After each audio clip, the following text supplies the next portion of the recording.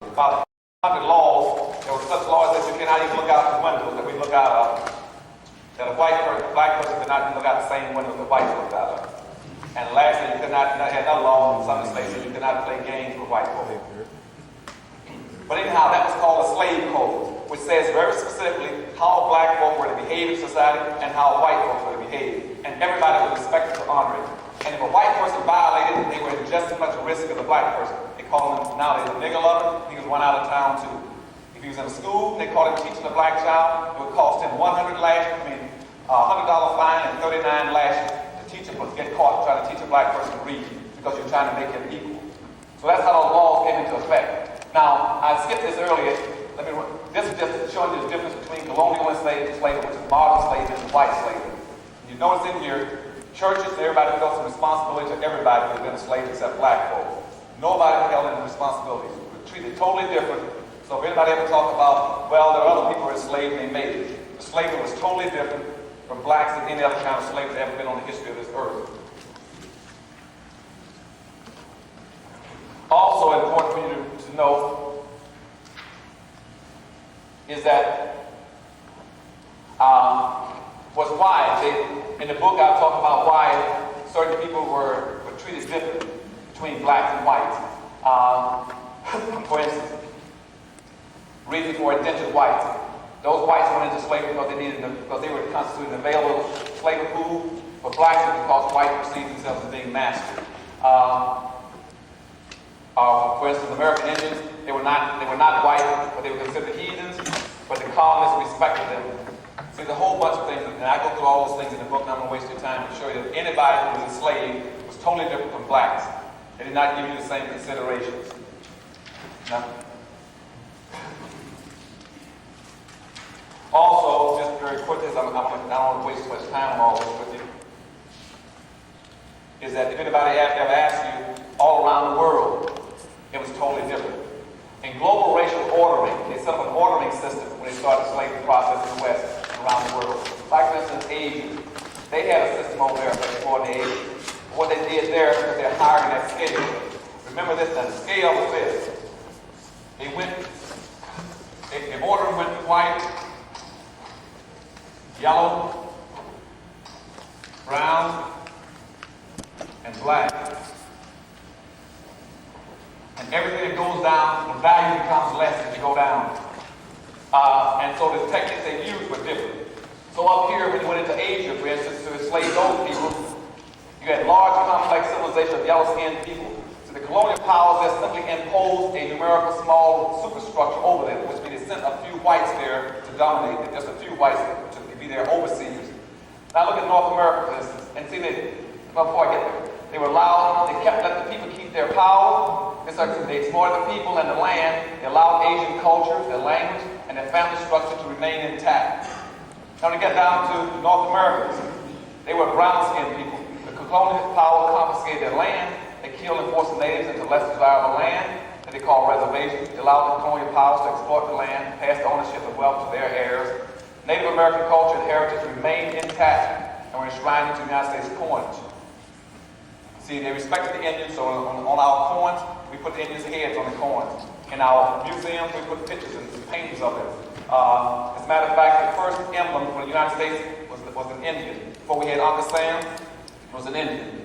White folk bragged about going around learning the English, learning how to speak with the Indians, learning their language. But when you got to black folk, nothing was left intact. When you found blacks, for instance, they colonized them, they imposed total control over them.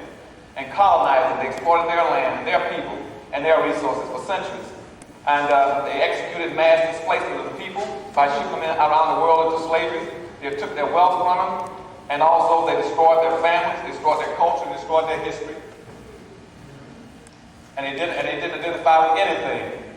So what I'm saying, so even though people say, well, they invaded China, they invaded this, they did not do it the same way. The further you go down the line, and skin color, the more severe everything has been, and depressing and exploiting.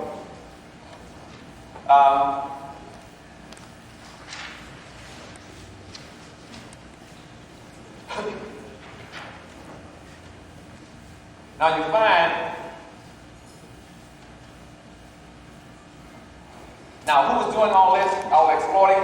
These are the countries that were involved in the exploitation of black folk, major slave traders. It was England, France, Dutch, Spain, Portugal, and the Arab nations. And I want to call something to your attention here. The harshest people in exploiting black folk and enslaving black folk were the English. And now watch this skin color. Watch how the color gradations go down. Watch these gradations. Now, English, where it was white at the top, they were the hardest against black folk. France, again, white, they were the second hardest. Dutch, again, white, they were the third hardest. Spain, the color begins to get a little darker. They were not as bad, they were swart color. Portugal, again, not as bad, swart color. Arabs, again, were the milder in treating, in how they treated blacks. But they were the darker. So even though the Arabs were enslaving blacks, they were much easier on blacks than all the others in the treatment. But over here, it reversed itself. In terms of who was in slavery the longest, those who were the hardest was in it for the shortest period of time. And it goes down again. Whites were in it shorter than anyone that are darker. The Arabs, who were so mild against black folk, have been in it the longest. They've been in it now for 1,300 years and still doing it. So all that I thought you might be interested in knowing who's doing the slavery, who's getting it, and how it's being controlled based on skin color. And yes.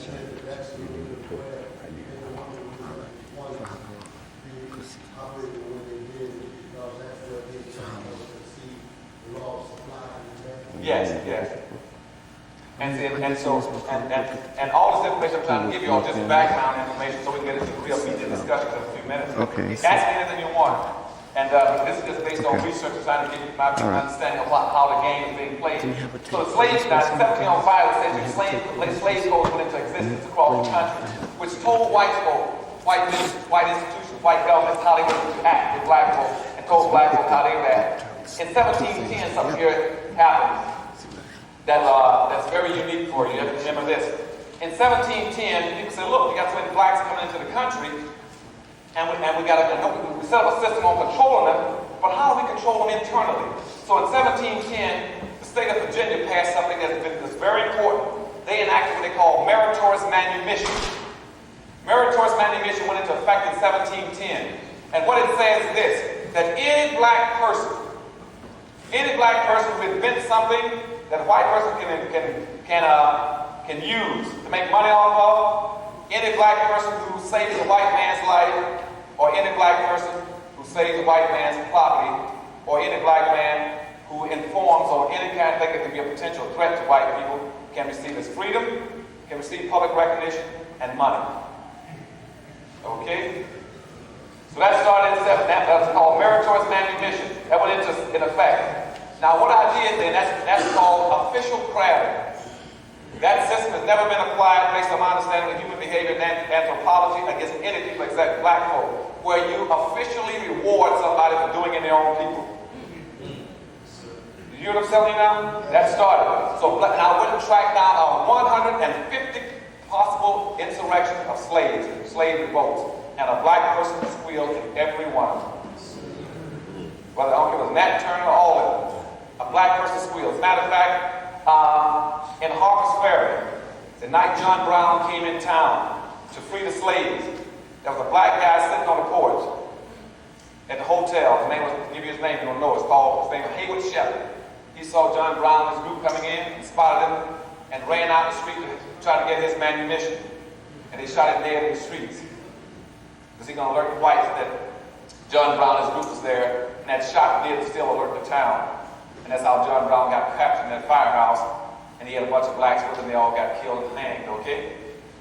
And because they caught him by just killing Haywood Shepherd, they erected a monument to Haywood Shepherd in Harper's Ferry. It's still there. If you ever go to Harper's Ferry,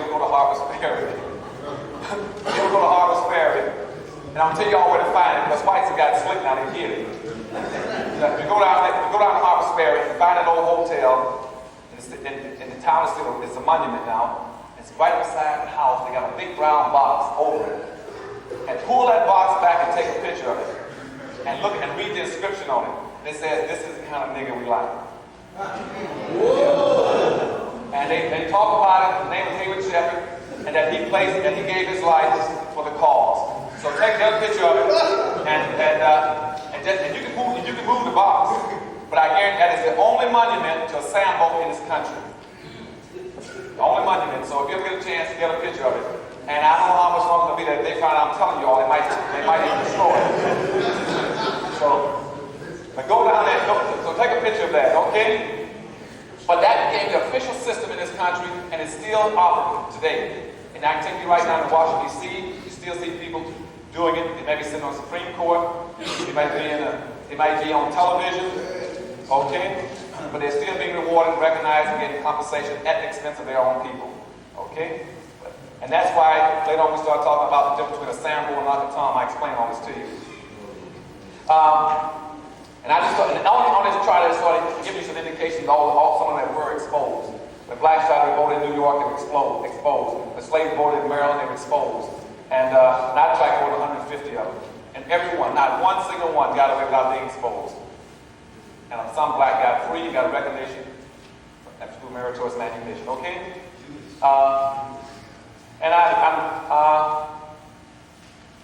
But let me get to this point. Right around this point, something else began to happen too. Around 1750, black population in this country hit about 34% national. It was very important. The population went to 34%. And that began to scare whites in this country. And so the whites in this country started sending messages. First of all, they organized, called themselves the Continental Congress. You read about this in history book, they don't tell why. They began to send letters back to England and said, look, stop sending the slaves over. We're scared to death. We got 34% now as black all over the country. And in the South, they were up to 55, 65%. And whites are scared to death. And England said, no, we got a good thing going. Because they had a franchising system. You know what's system about franchising with McDonald's, Burger King? England started the franchising system. So I told you about the factories and capitalism. Now franchising also came out of slavery. And what England was doing, England was saying, if you go over to the United States, I'll give you free land. And just like Burger King and McDonald's send you the straws and napkins and the containers, they said, we give you the land, we send you the slaves, we'll send you the protection, we'll send you the seeds, and everything you produce, you send it back to us, we'll process it and send it back to you. So the franchise, that's where the franchising system came from, just like capitalism and everything else, shipping blacks. So now, if England's franchising some of the blacks into the United States, the whites got scared. They said, we want to get out of this. Not only we want to get out of too many blacks, but we want to get out of the franchising system. We don't want you to keep taking our products and we have to buy them back from you. We had these blacks pick all this cotton and send it to you, and in England, you make it into cloth, and we buy the cloth back. See what I'm saying? And so that's what's created what we call the Revolutionary War. But they don't tell you that's what created the Revolutionary War. Those are the factors. They wanted to get out of having all the products that black folk were picking going to England. And they have to buy it back from them. What blacks were picking, all the indigo, rice, sugar, rum, cotton, tobacco, everything. As a matter of fact, at that point in time, blacks were producing almost 100% of all the sugar on earth. Almost 100% of all the cotton. Because at this point in time, people were all wearing wool. There was no such thing as cotton cloth, fabrics, textiles. And then so blacks were shipping off so much stuff into England that England was getting so fat and sassy that it created what we call an industrial revolution in England. You read about the industrial revolution in England, they don't ever tell you that what created the industrial revolution in England that they take credit for was black products being sent to them. And they were manufacturing and processing and selling it back to this country at an add-on price and add-on value. So that created, so they were scared to death of all those blacks in this country. So as soon as the Revolutionary War was over, the first act of the United States Congress was to do what? Pass a law that says what? No more Negroes come to this country unless you are a slave. So the first act occurred in 1790, after the Revolutionary War, that was put a ceiling on black folk. They said this is a white country, no more unless you come in as a slave. And furthermore, that they wanted to end slavery, period. But the rich plantation owners say, well, look, I've invested a lot of money into these blacks. I got to get my money out of it. So the United States Congress says, well, then let's close out slavery in 25 years.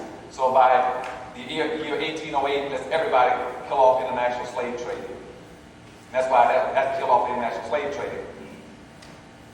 So in 1790, they passed the first immigration law, says it's a white country, zero quota on blacks. That's why you can't get Haitians in. We'll get to that. Okay? So they put a zero quota on black folk. Then they also passed the second act, which says we also, every 10 years, we want a census taken. So we know how many blacks are in the country. We know what you're trying to trick us or raise over that number. Okay? So now by 1800, by let's create another thing now. Up to this point in time, most of the slaves coming to the United States were 68 to 70% were black men. Very important for all my sisters when we get into this feminism. I tell you, it was primarily black men. So the people that were carrying the burden of slavery was not black women, contrary to what I'm fighting my sisters on TV about this all the time. It was not black women. White people in this country did not need black women. They didn't need you. Now some of them say, well, they needed us to go to bed with. No, they didn't need you. They had all the white women in they needed to go to bed with. What they wanted was the biggest, burliest, blackest man they could get, so they worked to death before he was 40 years of age. Because there was no retirement plan for him, no Social Security. They just wanted him dead. They did not want him to go into old age. The worst thing that could happen to a white man was to have an old black man. They didn't need you. Now listen to what I'm saying. They didn't need you. They wanted you dead by a certain age. And they carry this whole term saying, well, instead of a black, that's why they have this thing about a lazy slave. It's this nigga not working hard enough, dying fast enough for me. Now see, but there's never, and common sense was said, what's the incentive for having a hard-working slave? And I was on a television show, not really television show, radio show with Tom Sullivan, that group up in Michigan. He was screaming about, black slaves were lazy. He was supposed to be lazy. But the conservatives saying, well, blacks didn't do that much, they were lazy. And they're also going around saying now, well, blacks have learned poor work habits. That's the reason we're not successful in this country now in business, because we developed poor working habits in slavery. We learned how to lean on the shelf. We needed to feign illnesses, pretend we were sick. Now, that's what some of the black conservatives are saying around the country. Tell you. They're saying that's why you all in your problems, because you're lazy and don't have a good work habit. And I always say to them on TV, why would my people want to be good, hard-working slaves? I mean, they might not be the smartest people in the world, but they ain't dumb. Let's get black folk trained to have some sense, you know? Even though you got laws that I'm not going to educate you, but at least pretend we got some sense, you know? And I congratulate those black slaves. They should have pretended they were sick. But anyhow, without black conservatives trying to criticize them, but anyhow, okay, now about this point, that's when northern segregation began anyway. There were a few blacks that were not enslaved at one time for various reasons. So some of those blacks tried to get real slick at this point. So some of them jumped up and said, well, you know, we had some black conservatives in those days too. You know, all those I told you they got free from meritorious manumission. Now remember what I told you? Now they were free. They said, well, I've been meritorious manumitted now. So first I'm gonna own get me some slaves too. So they jumped up and tried to get slaves. We had about that time about 450 blacks and going around. We got the meritorious manumitted, passing some slaves. And so all of a sudden white folks said, hold on, you can't do that. And they said, what do you mean we can't do that? They said, no. See, because if you do that, you violate that public policy where you're supposed to be supported. See, you cannot own slaves when you're a slave. Because then you come up, you now equate yourself to me. And I as the master. That's right. So those blacks, so Delaware passed, I might not have it on here, but Delaware passed the first law saying no black person can own a slave. Because see, if you own a slave, you've elevated yourself in status. Remember I told you about the public policy in 1638, saying a black must always be supported. So a few blacks, those meritorious, manumitted black folk tried to get slick and get them some slaves. But it didn't work, they shot that down real fast. See, I gotta go a little fast because I can't lose you all. I'm gonna get through all this stuff.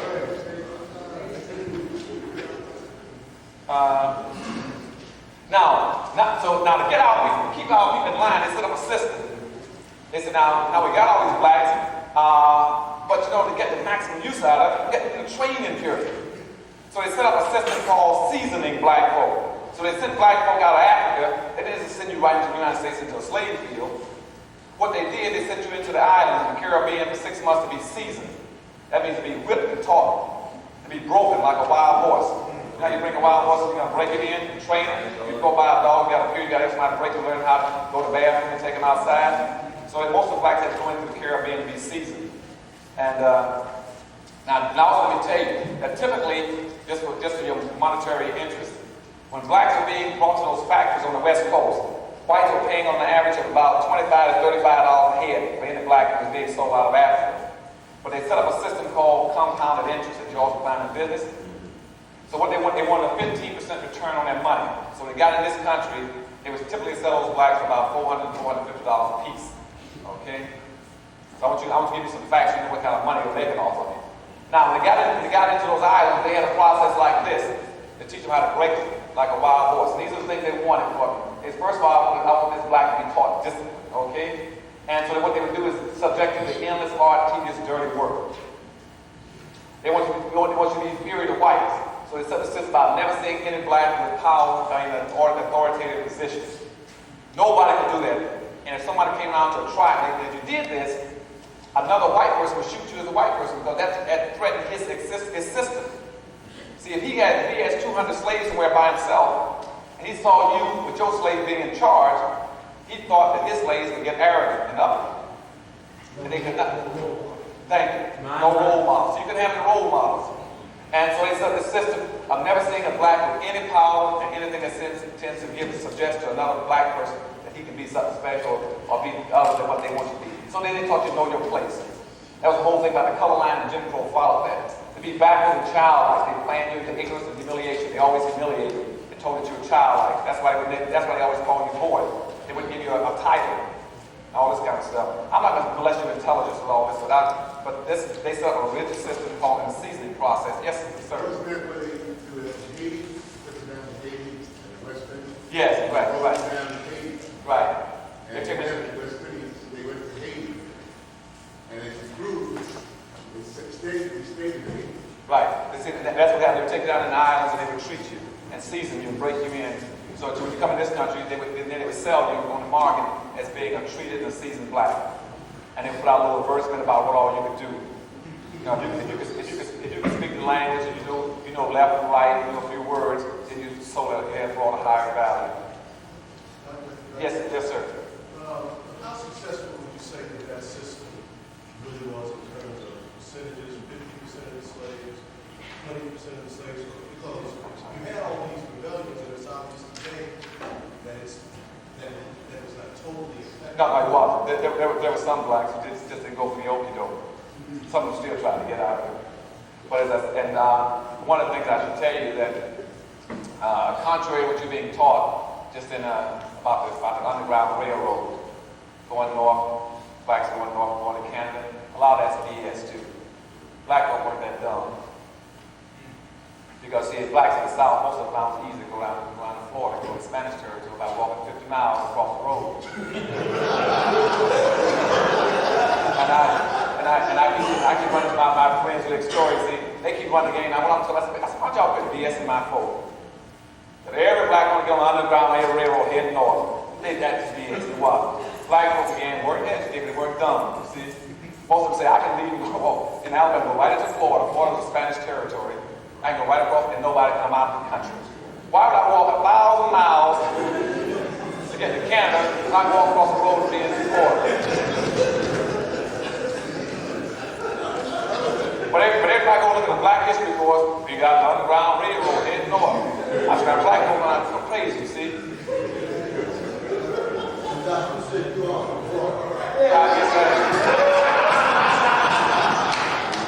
I do what those smart ones say.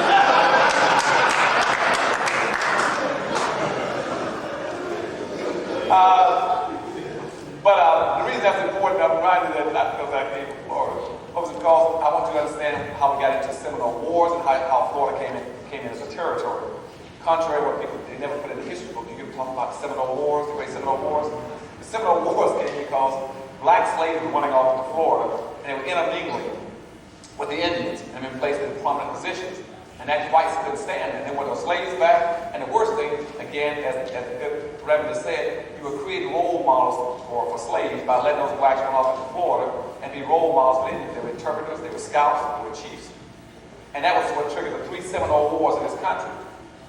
As a matter of fact, that's how Jacksonville came into existence. They kept sending Stonewall Jackson to bring those slaves back. He went down to Jacksonville and burned up the fort and killed about 200 women and children in Jacksonville. And they named Jacksonville after him. We had Fort Negro down in the Chattahoochee River. He also destroyed a fort there, shot one ball into a fort, killed a whole bunch of women and kids because the men would always leave. But we had some very prominent blacks involved in Florida. One of the biggest ones I told you about was John Horse. I mentioned somebody. John Horse was one of the baddest blacks that ever lived in this country. Forget about Martin Luther King, forget about Malcolm X, forget about Du Bois. The baddest black that ever lived in this country was a black man named John Horse. He was from Florida. He kicked this country's posterior for 50 years. And they never caught him. Never caught him, never killed him. And he was a chief, and he led the black, he was one of those scouts that led. You heard about the Trail of Tears, where they marched all the Indians out of Florida out to Cherokee territory. They tell you that was led by a black man named John Horse. He took his people and he carried a bunch with him. He was the chief, second person to Osceola. Osceola was the Seminole Indian chief. And they imprisoned Osceola because he was trying to get his wife back. His wife was married to a black woman named Morning Dew. Morning Dew was a black woman, that was his wife. They kidnapped her, and he went in, and then what triggered the Third Seminole War, he went to get her back. And under a flag of truce, they caught him and stuck him in a prison called in Fort Sumter, South Carolina, and stuck him in a damp cold cell. He finally died of pneumonia and exposure. And with him, he had about 30 or 40 blacks with him at that time. They also killed him. So he never got Morning Dew back. That left John Horse and another black man named Wildcat, an Indian named Wildcat. They went all over the West fighting and killing the whites. And finally went to Mexico a couple times and came back out. They finally killed Wildcat out in Texas. They never caught John Horse. The last time they heard him, he rolled off in the South by the saw again. That was the baddest black that ever lived in this country. As the only black that ever took this country on, fist to fist, toe to toe without the rhetoric, this fault, nailed, they never got it. Okay? So there are evidence of black folks that did what they're supposed to do and got away with it. And you talk about all the other black heroes, I don't call them heroes because all of them didn't make it. They're dead. This one, they never caught it and never beat it. Okay? So, but anyhow, but that triggered the Seminole War, and because of the Seminole Wars, that's how we got Florida. Because we ran Spain out and took it over. But Florida came into the Union because the Indians and blacks kept getting together in that state, and they were trying to get the slaves back. But let me mention one point about the Indians, because there's another myth floating around about Indians were worse treated than blacks. Don't believe it. BS again. The worst people that have been treated, I told you that global distribution scale, based on skin color, black folks. See, Indians are brown than you. They're over blacks. Blacks are the worst treated. I.e., as an example, Indians, I found that the biggest killers of black slaves were Indians. Because they knew very quickly, the Indians weren't dumb either, that the only unarmed people in the United States were who? Black folks. I would look at a 20-year period, see, and just gauge what whites were doing versus Indians. Indians were the biggest slaughters of black folks. What they would do, the whites would put blacks out in the field, work the field all during the day. Every time an Indian attack came, guess who was exposed? They had blacks as burglar alarms.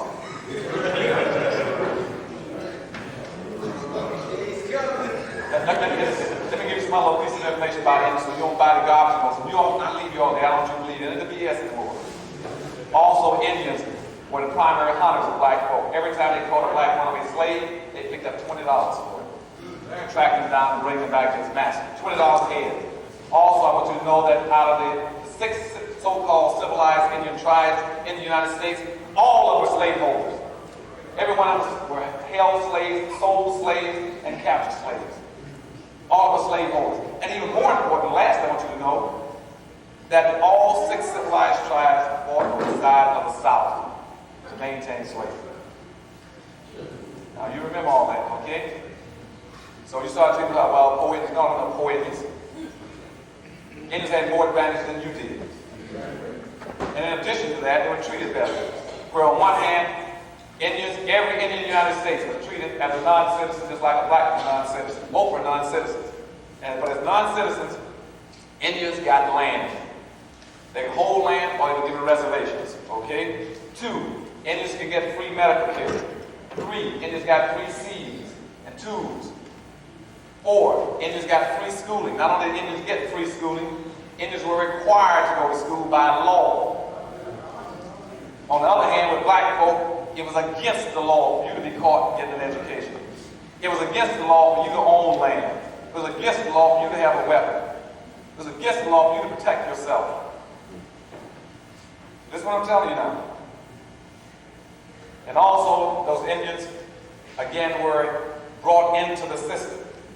And they were brought into the system for a very specific reason. Because they did not want the Indians to identify with black folk. This thing. Which you're going to find the same thing is going on today.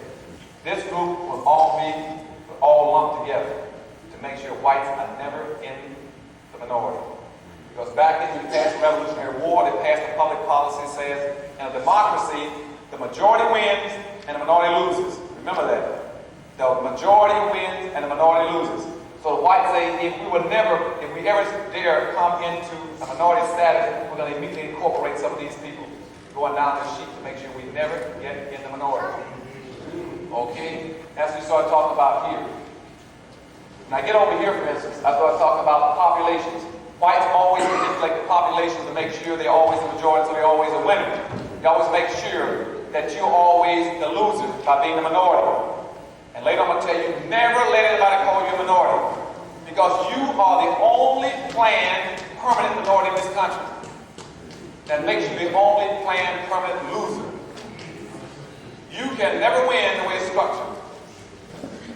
Unless you get into a majority status someplace.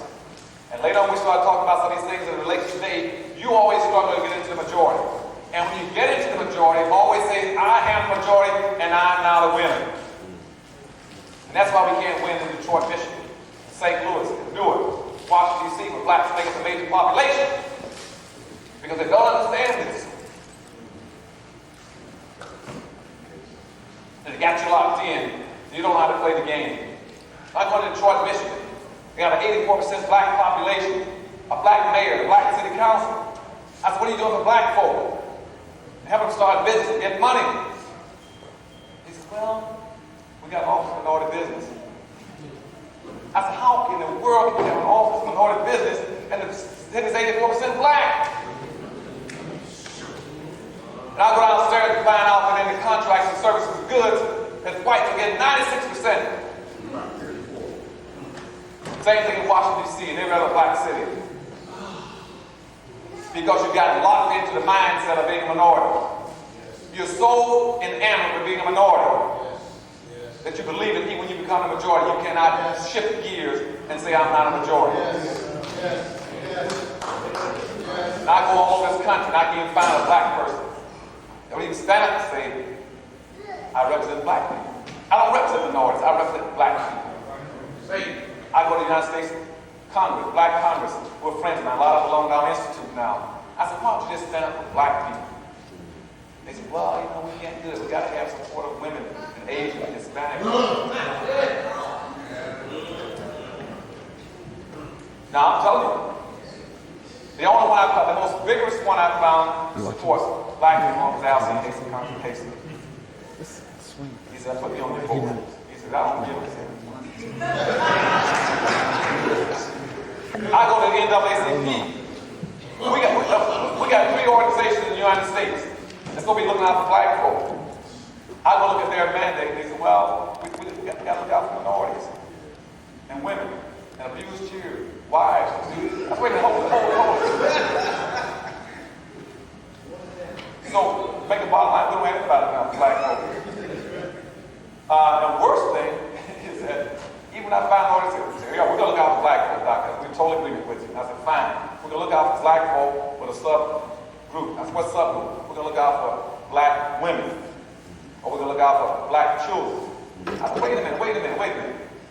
Why don't you just simply look out for black folk? Because they're scared to say, I'm just going to look out for black folks. And they said, well, we're going to look. So right now, the whole movement in this country now is to be concerned about black children. And I told them to me, I'm against it. I'm not interested in black children. Like, you know why? I'm interested in black adults. If I say the adults, let them say their own children. That's right. You know what I'm saying?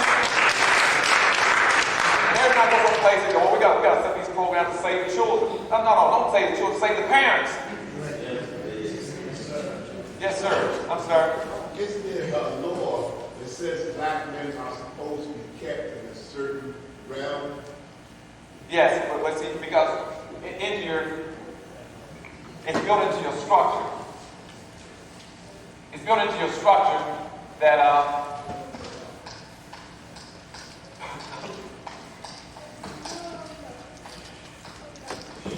they won't come out and tell you necessarily explicitly, but the entire issue of racism is territorial items between males. That's what you're fighting for. Every male wants to be able to practice territorial items, meaning protect his own turf, protect his own cave, protect his own lair, like an animal. The white male here, the white male,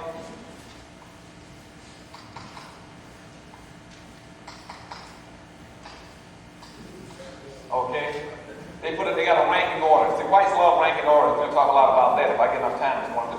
They love ranking orders. White female was placed on the pedestal. That's what's called Southern culture, Southern chivalry. That's why you always hear the Klan, all the white organizations, protect white womanhood. That's why between the years of 1882 and 1892, they lynched 2,800 black men. And all of them had something to do with being in a white woman's presence, coming to the door when a white man was home, not taking off your hat, winking, blinking, looking at her, staring, shaking hands with her, touching her, being too close to her. So that's because she's in a protected category. She is like precious china. She's to be protected at all costs. If you're going to read in your white racist article, this is what they're after. Protect the white woman. Now, the white man put himself on the level where he is equal to any woman because he wanted direct, immediate access to her. I don't care if it's an Indian woman or a black woman. He wants to be able to go to bed with her and do anything he wants to do. So he wants her, but he wants a white woman up above his place and protected. And below him is the black male. He wants the black male kept below him under all circumstances. Okay? And because he wants you kept beneath him, that's how a lot of these myths were created. See, he figured out he wants these two people as far apart as possible. Nicole and OJ. Was as far apart as possible.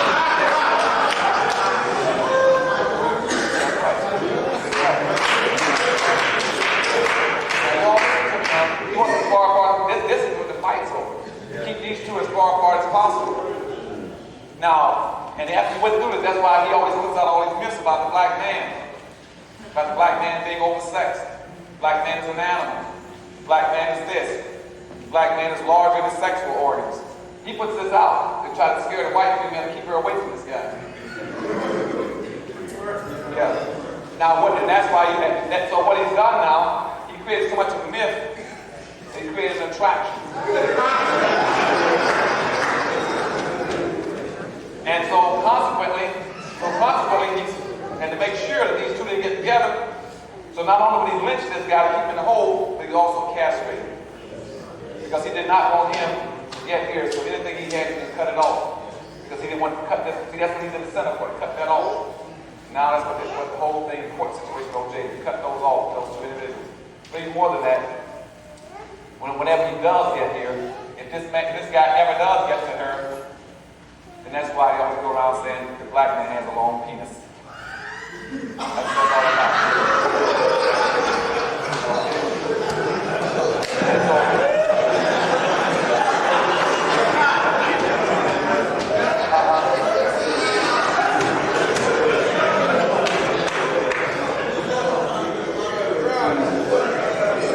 Yes, sir. You were talking a few minutes ago, and you distinctly said that there are people, blacks in particular, who say, well, I'm for black women. Right. I'm for black children. It seems that there is just an impediment about being able to say, I'm for black men. That's right. That's why you won't find one or two organizations in the country. I'm for black men. Like I said, the best they'll do is say, I'm for black men in a mentor program for black youth. Black youth.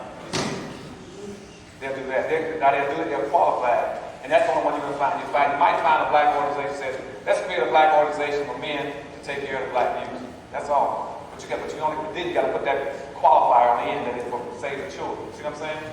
They're a mentor program for black youth. If I go into the school system, let's take Detroit, Michigan, for instance. They'll have a black program that deals with black men, but it's to be a mentor program for whom? For the children. Because see, children don't offend anybody. Women don't offend anybody. But see, you black men, you all are offensive. Yes, sir. Yes, ma'am, sir.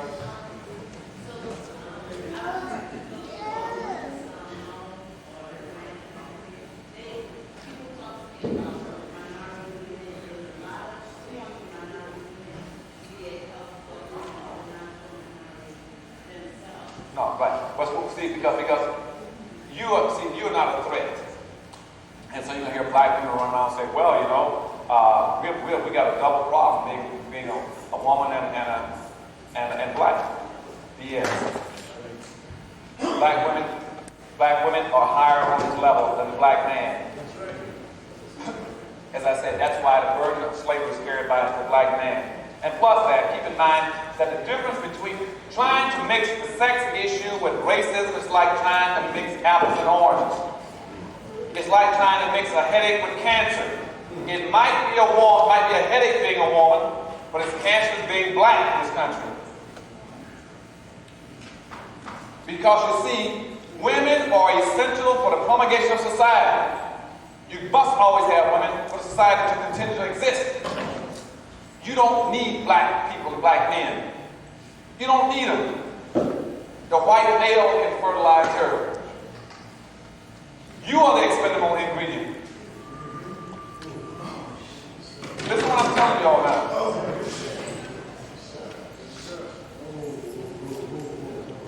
So if they get rid of, and they know that if you get rid of the black man, the black woman and the black child is vulnerable. You are exposed, and you can't do anything about it because you don't have the black man to protect you. And that's why we get a little further along. You find that when we get up to 1800s, that your situation is identical where it was in 1830. I'm going to show you that in 1830, you had the same number of black men in prison. In this country right now, jump ahead to tell you.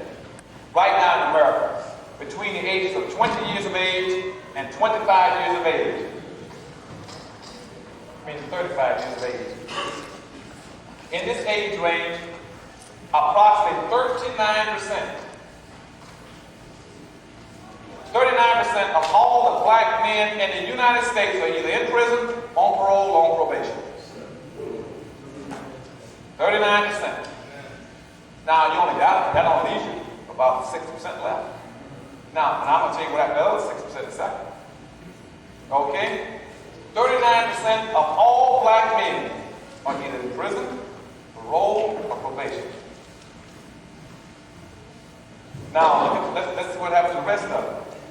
Let's take unemployment. I'm way away from my history, but I'm jumping ahead on some other stuff now. So if you all stay with me, because I might have to go back to the history. All this relates. But if you take unemployment, contrary to what they tell you, the unemployment situation in the United States right now is 34% for blacks. 34%. What you keep reading in the paper, that 5.5%, that's for white people. And it's also only for people who are still looking for jobs. Black folk are in what we call a hidden index. They don't look for the jobs anymore, they've given up, or they have so many disabilities, whether it's drugs, alcohol, other illnesses, they're not even in the market anymore. The black unemployment across America is 34%. And in your city, and Baltimore and Detroit, you listen to what I'm telling you now, Detroit unemployment is. How many might tell you? What do y'all think your real unemployment is in this city? Come let me guess. See how many might know. Huh? You're close. There's 43% for blacks. That means almost half your population is not even working now. And for black youth in the United States, you worried about the crime. It is 57% for black youth. That's why they stand on the street corner. That's why you have to high crime. And later on, I'm going to show you why all these figures came out like that in a few minutes, but I jumped across history, yes. National for black youth, 57%. And I shouldn't take all this, I'll give you stuff out of context. It might not make sense to you a little later, so maybe I shouldn't jump around like that. So let me go back to history a few minutes. All this tight, all this become very clear to you in a second. Yes? On that level, where you have a white man, Puerto Ricans? You said Puerto Ricans? Yeah. Puerto Ricans, like most people, most immigrants come in this country, one of the first things they learn is that if they possibly can, do not identify as black folks. Now, if they have no choice, they're stuck. But one of the first things they learn, and the last thing they forget, is stay away from black folk. Because they understand in this country that you got a ranking order that will come up pretty soon on the screen. Okay? Now, there's some who come into the country that are obviously black and they can't run and duck and hide, so they're stuck with you. Because Puerto Rico is a mixed country. Okay?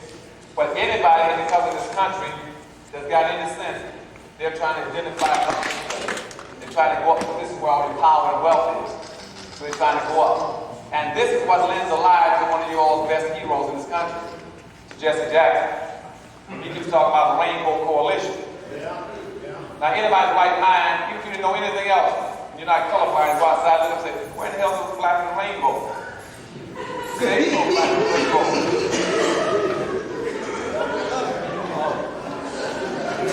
Watch out.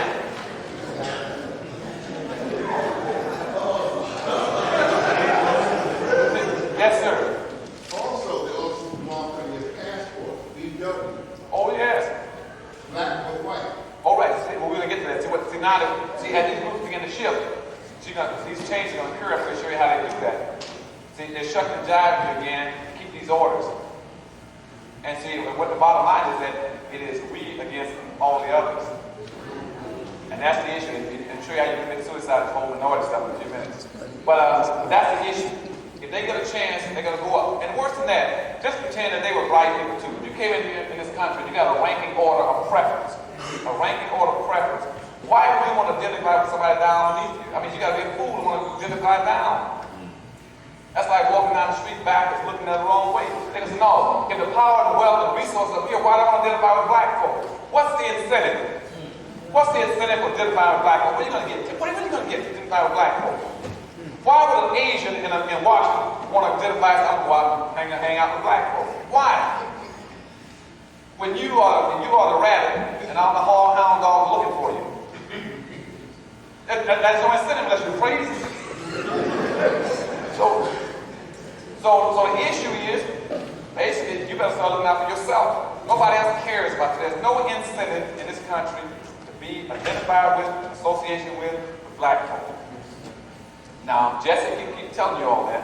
But what I'm telling you all that is a figment, about 98% a figment of Jesse's imagination. When I ran campaigns around the country, came into Atlanta City with this Rainbow Coalition, I looked at the rainbow, I saw about 99% blacks and even one white when they paid me and offered free lunch to come home with them. Why would white, what's the incentive for white? You might have some white people that don't know any better to walk around. But other than that, there's no incentive. But back to my point, you all laughing, man, I'm serious. I'm serious. But so what they did here back in the population though, whites have a rule, and I got to jump ahead on you again. Okay.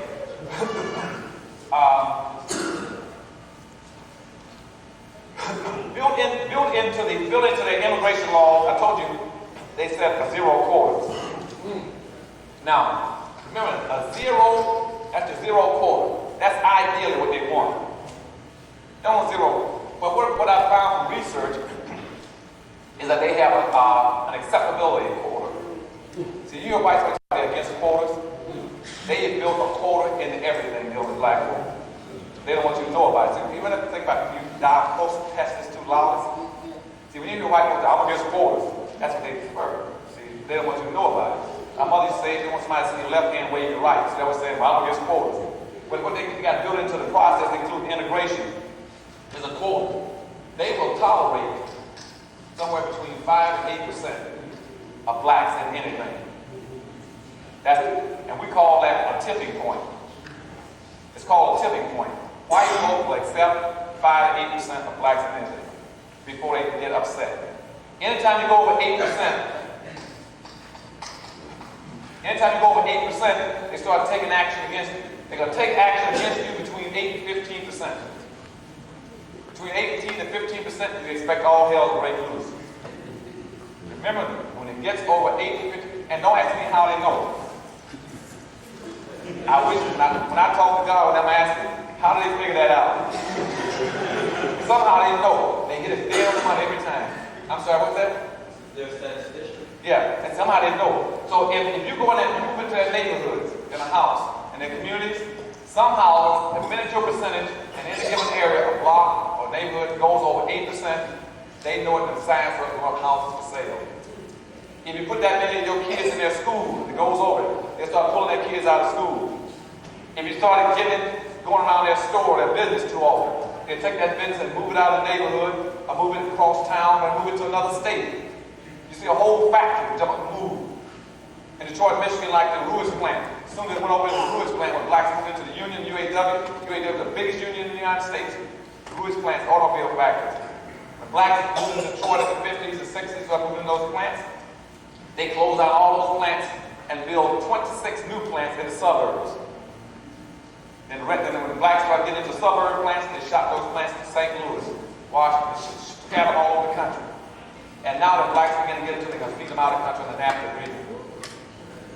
And that was due to two things. The scattering potential of blacks in numbers, because blacks are taking over the unions. Blacks are almost the backbone of the union. And they're going to not let you take over those unions and come in those factories and start dictating terms to them. So they were scattering. And remember I told you in Africa, they scattered blacks called dysphoria, or they also did the same thing what I call integration. The same thing is they scatter blacks anytime they get in a number. Because anytime you scatter somebody, you weaken their numbers and their clout. That means either you scatter them thinking-wise, or you scatter them physically. Now, between 8 and 15%, they're going to take action against them. By then, they're going to conclude, because I told you back in 1750, when blacks got to 34%, they want that number down. They pushed that number from 34% all the way back down to 8%. They pushed it down by sending those immigration laws saying blacks will not come into this country, and they forced your population down. They went out and started encouraging other whites and other groups to come into the country to get those numbers down. They pushed the numbers down by the early 1900s, they had it down to 8%. And now we've grown back up in the country, and currently we're 12.3% of the population. We've gone past that point. You're right in the center of this thing. You're right in the center of it. And being right in the center, whites are coming at you. You see, you've gone over the mark again. You've gone over the mark, and they're coming at you. That's where you are now, according to your 1990 census. Now, ironically, not only monitoring you, that's the population of blacks in America, but the population of Africans in the world population is exactly 12.3%. And that's why the poor Africans are in trouble. That's why you got problems in Somalia, Ethiopia. Because you have crossed the tolerance point what they will accept. You're going to start checking the fact that the numbers will stay right on the money, won't change. I'll go back over here and deal with these numbers on over here. Over here and going back and looking. These populations went up along these lines. See they went up, I show you. Went up from 14, 19, 17, 50, 33% of this different range. You got up in here, and all of a sudden they started forcing it down. They forced it all the way down, went all the way down, so it gets down to 8%. And they use various kind of techniques to do this. I was Korean, some of them. By Virginia limits increases in blacks. Virginia puts 5% duty on imports of slaves. They did all kind of techniques. That's why you can't get Haitians into the country. I keep trying to explain to people, I said, why don't you understand what they're doing to you? They said, well, we need to invade Haiti. Invade Haiti. They're not invade Haiti. They're trying to keep you out of this country because they don't want you changing numerical numbers. You're at 12.5%. If you go even get more Haiti, you're going to 15. That's a violation of the 10th commandment. And I got some of the dumbest blacks that I know as friends and colleagues in politics. Talk about, we got to need to go back and invade Haiti so we can keep them, kick so and so out. That's not the issue. None of that stuff is the issue. The issue is currency. They don't want you to cross those figures. This is mostly, that's why I cannot figure people figure that out. And that's what hurts me. And no blacks make an issue. Have you heard any blacks protesting? And what they've done, they got you locked in as a planned minority. And we can't figure out, don't you understand what they're doing to you? Saying you'll never win because we're not going to get your people coming in. Yeah, all the time, every time you had problems even after the Iraq war, they brought in over 200,000 Iraqi soldiers. that we just finished fighting. 200,000. That is more blacks than all this country in 27 years under the new present immigration quota. Now, immigration quotas now as of 1966 is 1/2 of 1%. 1/2 of 1%. Last year, I think we brought in something like about 12,000 blacks. And now you're going to see Russians coming into the country. You're going to see Germans coming into the country. When the walls went down. Asian, Vietnamese. Anytime a country gets in trouble, we run out and bring the people in. Cubans come in anytime they want. They're not going to let you all in because you're not making an issue of the problem. And again, I say, is that my people don't understand, but it is too late to go out and fight. Yes.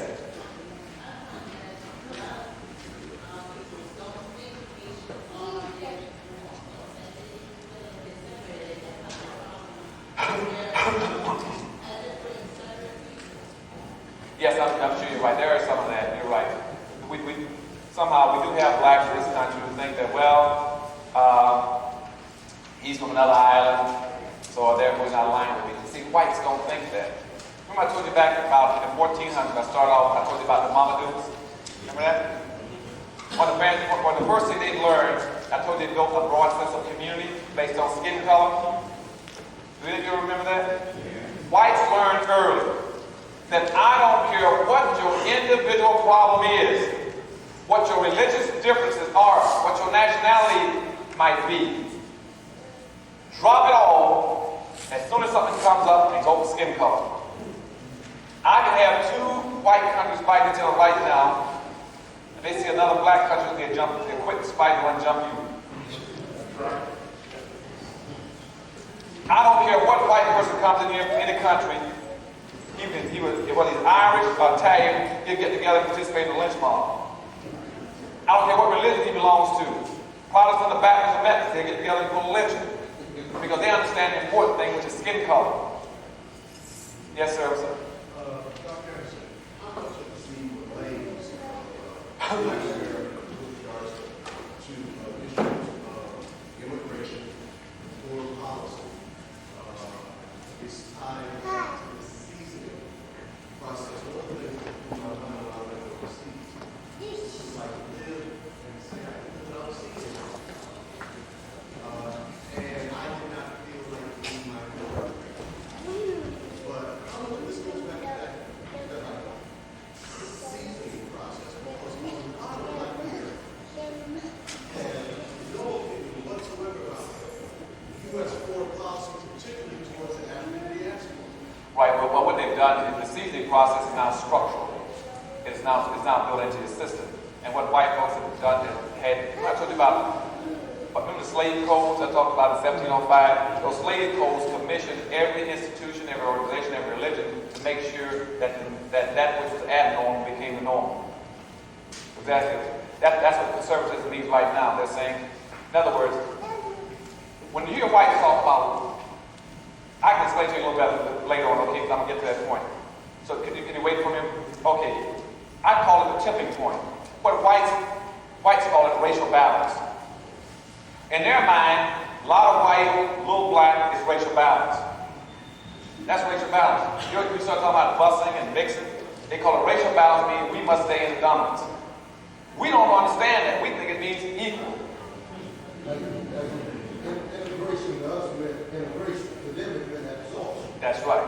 And that's why when I left Bermuda, they even got the blacks down there integrated. Blacks down there was 68% of the population, and they were integrated with whites. So hold on a second, how do you integrate a basketball into a golf ball?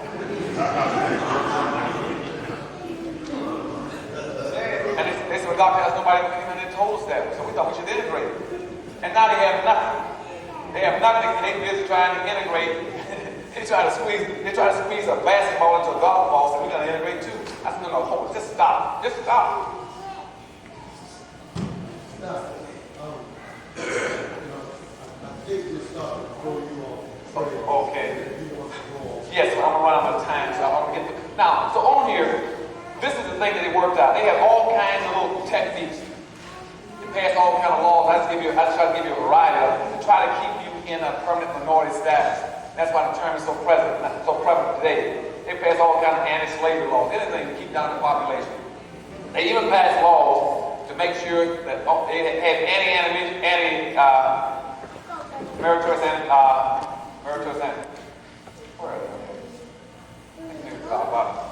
manumission laws. They passed some of those too. Maybe I didn't put that on you. But also, they also passed laws to stop white folks from releasing blacks too. Because they also never wanted more than about 4% of blacks being free in the country. That's why at the time of the Civil War, 4% of blacks were free. The other 96% were still enslaved. Because they could not afford to have that many free blacks running around. The thing that was most fearful of whites was to have uncontrolled large numbers of black folk. Because they were not being monitored and controlled. So, And Doc, yes, sir. because this is Father's Day weekend, and you said some stuff that's just reason I think we decided.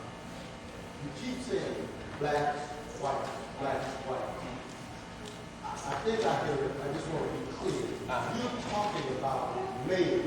Right, that's right. See, the male is the lowest of the low. That's why I try to put this little thing in.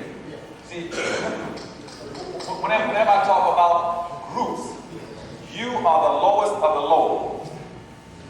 Okay? And in group structures, our race is the lowest of the low.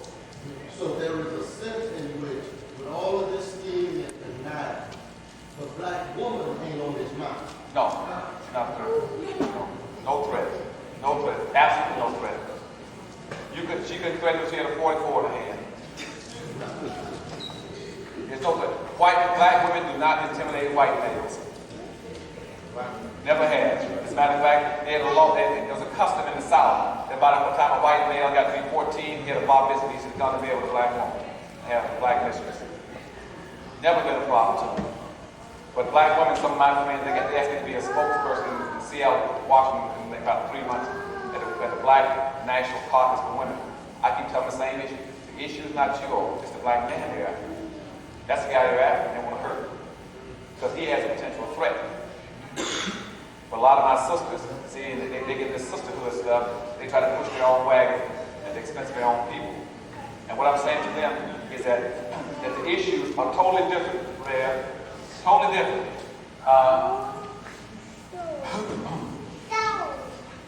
Let me take about 2 seconds to get back to my chart. But let me say, the difference is, black people, I told you in that public policy, black folk were defined historically to be producers of labor for wealth and comfort of white folk. Never forget that. You came here to produce, to be a labor force for the personal comfort and wealth building of white folk, primarily black men. Produce labor. So men, black men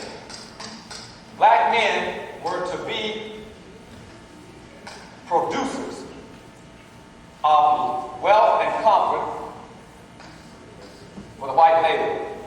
But again, I told you in 1638, the law says, but black folks should never what?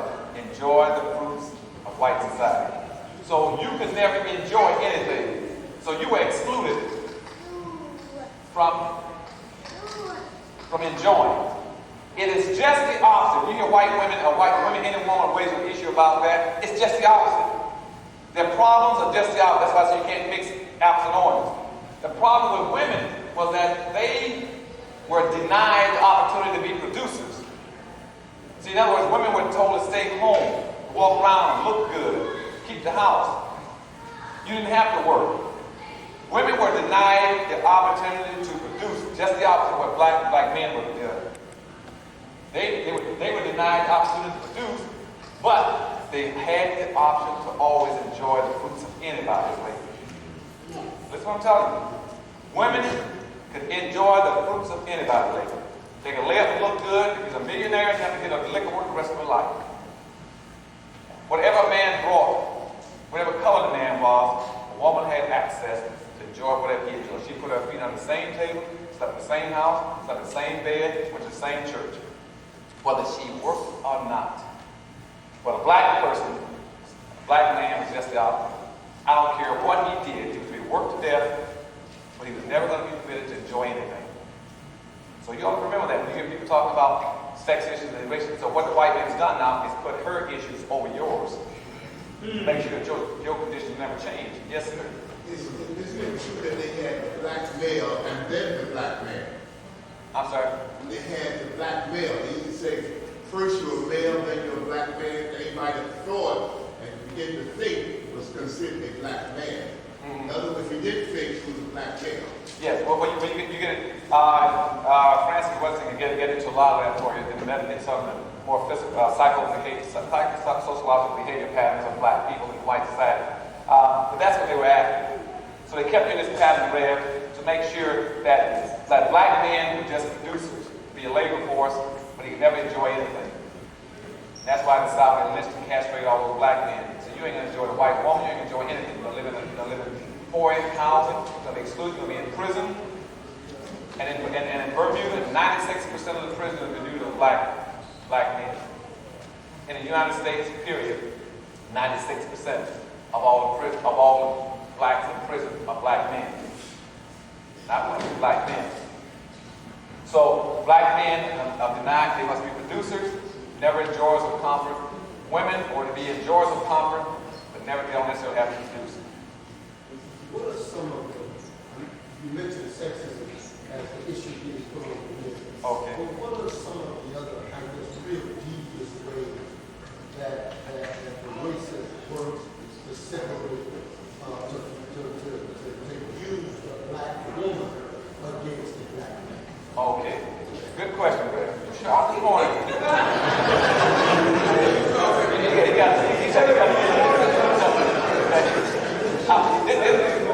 This is interesting. I should ask you, this is a big interest, isn't it?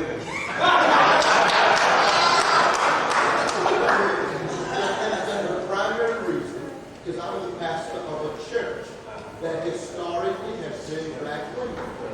And in my move to bring in black men, the problems that I encounter,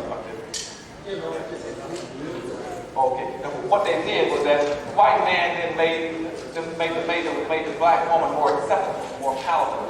So in this process, in this process, he made, by setting this kind of stair-stepping, he made the black woman more acceptable. So the first thing he did on the plantation was he would say, well, the white woman, the white master is in charge. The white man is the highest. The white man is the highest on the ladder. Next now would be the white mistress, the white woman. Now, in her absence, guess what they put in? Black woman. See, a strong black woman was put in as the third most powerful person on the plantation, Rev. To answer your question, she became the third most powerful person in the whole culture. Not the black man. She ran the house. She ran the plantation. She kept everything organized. She managed the house.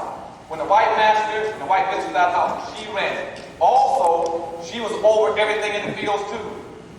She was over everything around that house, outside, the gardening, the animals, everything. She was the top person. Thirdly, in the fields, black women were put in as what we call slave drivers. Sometimes you might call them straw bosses. She was the person who set the tempo on how fast the men were to work. That's what I'm telling you. The black woman set the tempo. Just like today, the black woman would set the tempo in the home for how fast that black man is going to work and how long he's going to work. Thirdly, that was a mean thing. Women be looking for him. Thirdly, black women were put into some of the softer, more plush jobs. If there are plush jobs on this plantation, she got it. Like, for instance, she was put in charge of being like we call trash gangs. A trash gang meant she went around with children. See, she was responsible for the children. And she took those children, went in the field, and picked up all the grass and hold up the bushes and throw them in the back of the truck. Just picked up around in the fields where the black man was working. But all the dirty, hard, laborious work, where black men were losing their legs and arms every day with machines and tools and doing stuff. And when you're picking that cotton, you had to pick 200 to 300 pounds of cotton a day, sticking your hand into those bowls, where it split their hands wide open, because it was hard like razors. They had to pick with such rapidity and not hit those razor blades. You You must do that all the days of your life. A man's hands are always cut up, just bleeding, blow up, swollen, scarred, tissue. That was a black man. And thirdly, or fourthly, the black woman could always be a personal comfort to the white man as a mistress.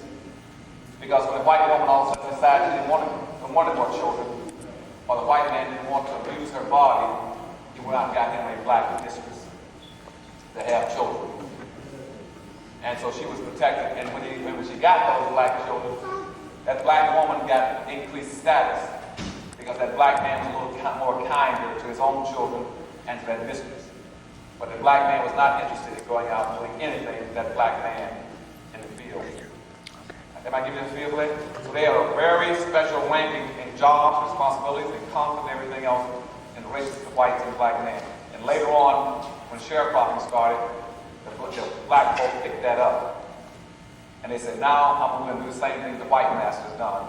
So they began, the white, free blacks, the emancipated blacks, they then started allowing their wives to start imitating white women. They set up a little culture where they go around and try to dress like, and whites started criticizing, saying, you're going around trying to pretend you're white. So white women then had a chance to start holding little tea clubs. And also, the white men in the family made a decision that if someone had to be educated, it would be the girls that would go off to school. But the black boys had to stay and work the fields. Okay? So then you got the educational level, the class level developed, where the girls could always go off and get an education and learn how to do certain things. They go off to what we call prepping school, learn how to be a misfit, how to be a lady. Nobody set up school. Right. You go out and set a black man how to be something, to be a black man. See, nobody had an interest in teaching him how to be a black man, but those families taught, sent those light, particular girls off to special schools, prepping schools, to learn how to be a lady. Am I answering the question? See, and all that is still flowed up to the day. And to this day, I doubt that most black young men, anybody's caring about teaching them how to be a man. And so that system has flowed all the way down. Yes, sir, I'm going to run so I get to it. I got tons of stuff for you. But you talk about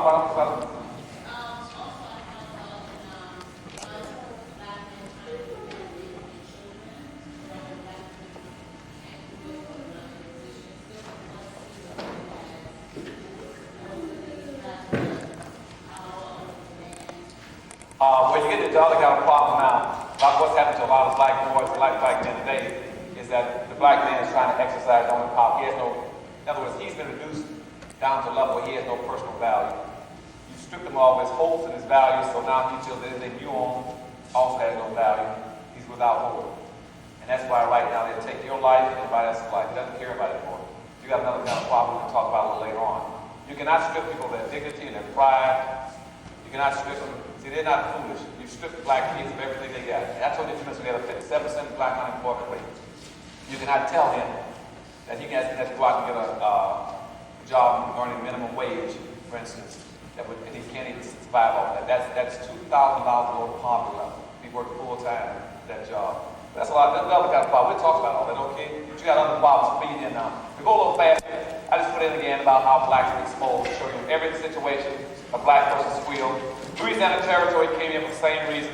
We acquired everything west of the Mississippi, not because white folks have done something fantastic. That land was bought for $5 million from France. The reason it was bought for $5 million was because Toussaint Overture, a black man in Haiti, beat the devil out of France and destroyed their army, and France had planned on developing that part of the country themselves. France had planned on building a whole nation on the other side of the Mississippi River. But they couldn't build it because a black man's little ragtag army down in Haiti beat the devil out of it. And so then they said, well, we just sell the land in the United States for $5 million. That's how the Louisiana Territory came into existence. But you won't find it in the history books. That's why it came in. The price of slaves, again, after slave trade again, and the price of slaves started going up. So what they started doing in this country, they started breeding their own. So they started bringing in more black women at this point. Black women started coming into the country in mass at this point. And all kind of new businesses started developing around the country called Raise Your Own. And So along the eastern, in states like Virginia, North Carolina, those old colony states, where we used to raise tobacco, they quit raising tobacco and started raising slaves because they could make more money off of them than they could. Than they could raise tobacco. So the price of slaves now started going straight up. Denmark recently again, he tried to pull a revolt, blacks squeal on him, some black guys married towards some ammunition again. Congress enacted the selling of land in the Northwest. They started selling land again, passed laws, blacks could not own any land. Again, exploitation of black art form again, about 1830s. In certain parts of the country like Louisiana, Memphis, stuff like that, blacks began to develop their own little culture at this point in time, particularly in music. And there's one black guy, I can't remember his name right now. It's a white guy. He saw a black kid dancing on the street. They started imitating blacks at this point. Also, at this point, very important for you in religious context, this was about the time that they began to let blacks, as the speaker last night said, let blacks have their own religious ceremonies. Up this time, they were watching monitoring blacks. I told you earlier, they always said this monitoring system, like the census, know what blacks are doing. In the 1830s, the first time they started telling blacks, now have your own religious ceremonies on Sunday, blah, blah, blah. Up to that time, you had to have a white person present. And when they told them again at this point, between 1830s and 1840s, that if you hold those sermons, that the minister got a responsibility. You got a responsibility to teach you, first of all, that the Bible talked about the master, talked about the white master, not anybody in heaven. Secondly, that you were to accept your present conditions on earth, be satisfied with it. And thirdly, that the minister had an obligation to teach you pie in the sky. That you're going to get yours as you after, okay? Your problem is you must have a white person. Yeah, see, they had the images in. And see, because religions also had, as I said to you earlier, back in the slave codes of 1705, the churches had an obligation to teach your inferiority and your subordination. So anything that was elevated had to contain the whites having it. And up to this point in time, also keep in mind that they were preaching religious inferiority, where that reason that you were enslaved, the church was saying was because you were inferior by God, by godly divine decree. Later on, it's going to change to biological. When we get into the late 1800s, it's going to switch from religious justification, it's going to go to biological justification. That's why social Darwinism started coming out, saying the black man is an inferior product in a line of human biology. But up to this point, religion had an obligation to teach the black man was inferior because Ham knows in the Bible and stuff. And going back earlier, I told you that when they rewrote the King James Version, they tried to write that into the Bible. In 1617, and I told you the blacks came into the country in 1719, the King James authorized slavery of blacks. Remember that? At that point in time in the Bible, they started at that point saying, let's use that as a justification. That's why you get the King James Version of the Bible. They try to justify it out of the Bible. He's the one that authorized it. He's also the one that authorized the slavery in 1617. Right before 2 years before blacks came into the country. Congress passed, again, said again that whites can own land. Just talk about whites own land. Then the gold rush started in 1849. Again, before that started though, about 1846 to 47 in here, they started to fight for the annexation of Texas, Arizona, New Mexico, and California that came into the United States, again over slavery. The Alamo was all over slavery. Because see what had happened is 20,000 whites had gone into Texas and was trying to raise cotton in Texas, and they wanted to take slaves with them. And they brought in a whole bunch of slaves. In Mexico at that time owned that land. Says in Mexico passed a law saying none of our land can be owned slaves. And the United States whites said, no, we're going to raise cotton in Texas. We're bringing down slaves on your land. And so they got in a fight. You see it on television. John went on, don't take what they were fighting over. Was whites were trying to use that land to bring slaves and to raise cotton. And so again, Texas, Arizona, and California came into existence because they're fighting over black folk. And the word at that time was called, we need more land to get more land, to get more niggas. That was the word at that time for slavery. And when the gold rush started, after they won that little war right quick, gold rush was very good. Within 2 years, gold was discovered in California. Everybody rushed out to the gold rush, except 2 people who didn't find gold in California. That was blacks and Indians. Asians came into the country at that point. from California, from China, and Japan came in and tried to get it the gold rush. Mexican came in and joined the gold rush. The only two people that did not look for gold were blacks and Indians. That was very important to remember that. So blacks have created by now 3 gold rushes in the country. Blacks have created a gold rush with tobacco, which most of the countries around the world made all kind of money, got wealthy off. Blacks have created a second gold rush, which is also in cotton, which is called white gold. And then you also blacks have created the real gold rush, which is called yellow gold, which is in California. And the first gold rush I got was called black gold. And that was with their own bodies. That was the first original gold rush for whites, which was black gold because blacks produce so much money. So they had about 3 or 4 major gold rushes in the country, and each time black folk were excluded to participate in it, because that's why we don't have money and wealth is going strictly to whites at this point in time. Also, by now, in the United States, you know what happened. The land mass, I indicated to you, in the United States was 2 billion acres of land when the whites came into this country. Indians were running and roaming around 2 billion. We had about 2 million Indians covering all this land. This land was redistributed to whites. This is how the land was redistributed, just for your information in case you're interested. And again, but keep in mind though, that the land had no value unless it had a slave on it at that point in time. According to President Jackson, a black man brought 75% of the value to the land as a slave. They had no value. So contrary to what white people tell you about they made that one off land, they didn't. It made it off of blacks. The primary producers of wealth are black people, period. And because land otherwise, nothing could be used to grow on it. Here's the land. So right now they gave away most of the land by public domain, disposed in various ways. That's 1 billion acres of land right here. That's over 140 million acres of land given away in this section. That went to public use. That's what whites picked up. They picked it up in various ways. They got it through the Homesteading Act. Whites got it in grants to railroads. Some of the big land in this country went to railroads. Veterans got a big part of it. But again, as I said in the book, black folk did not get the land. Even though the law says that any veteran of a war can get free land, they denied it to black folk. Blacks did not get land. All the land claims, and in other words, all the land except a little bit went to states. But blacks did not own land because it conveys status. Because the law said anybody who owns land can vote. And so they said if they deny you ownership of land, then they won't have a problem for everybody trying to vote.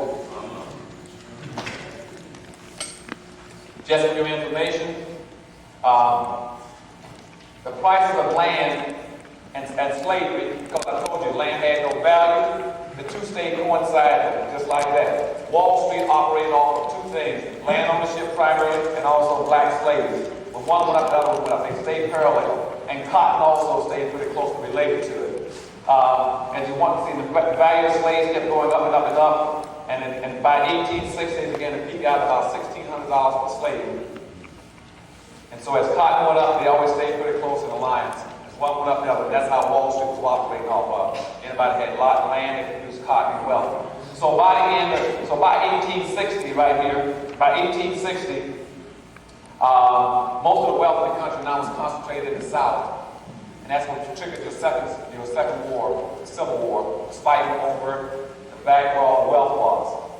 Typically in the South, anybody had $100,000 in net worth. Over 65% of them were in the South.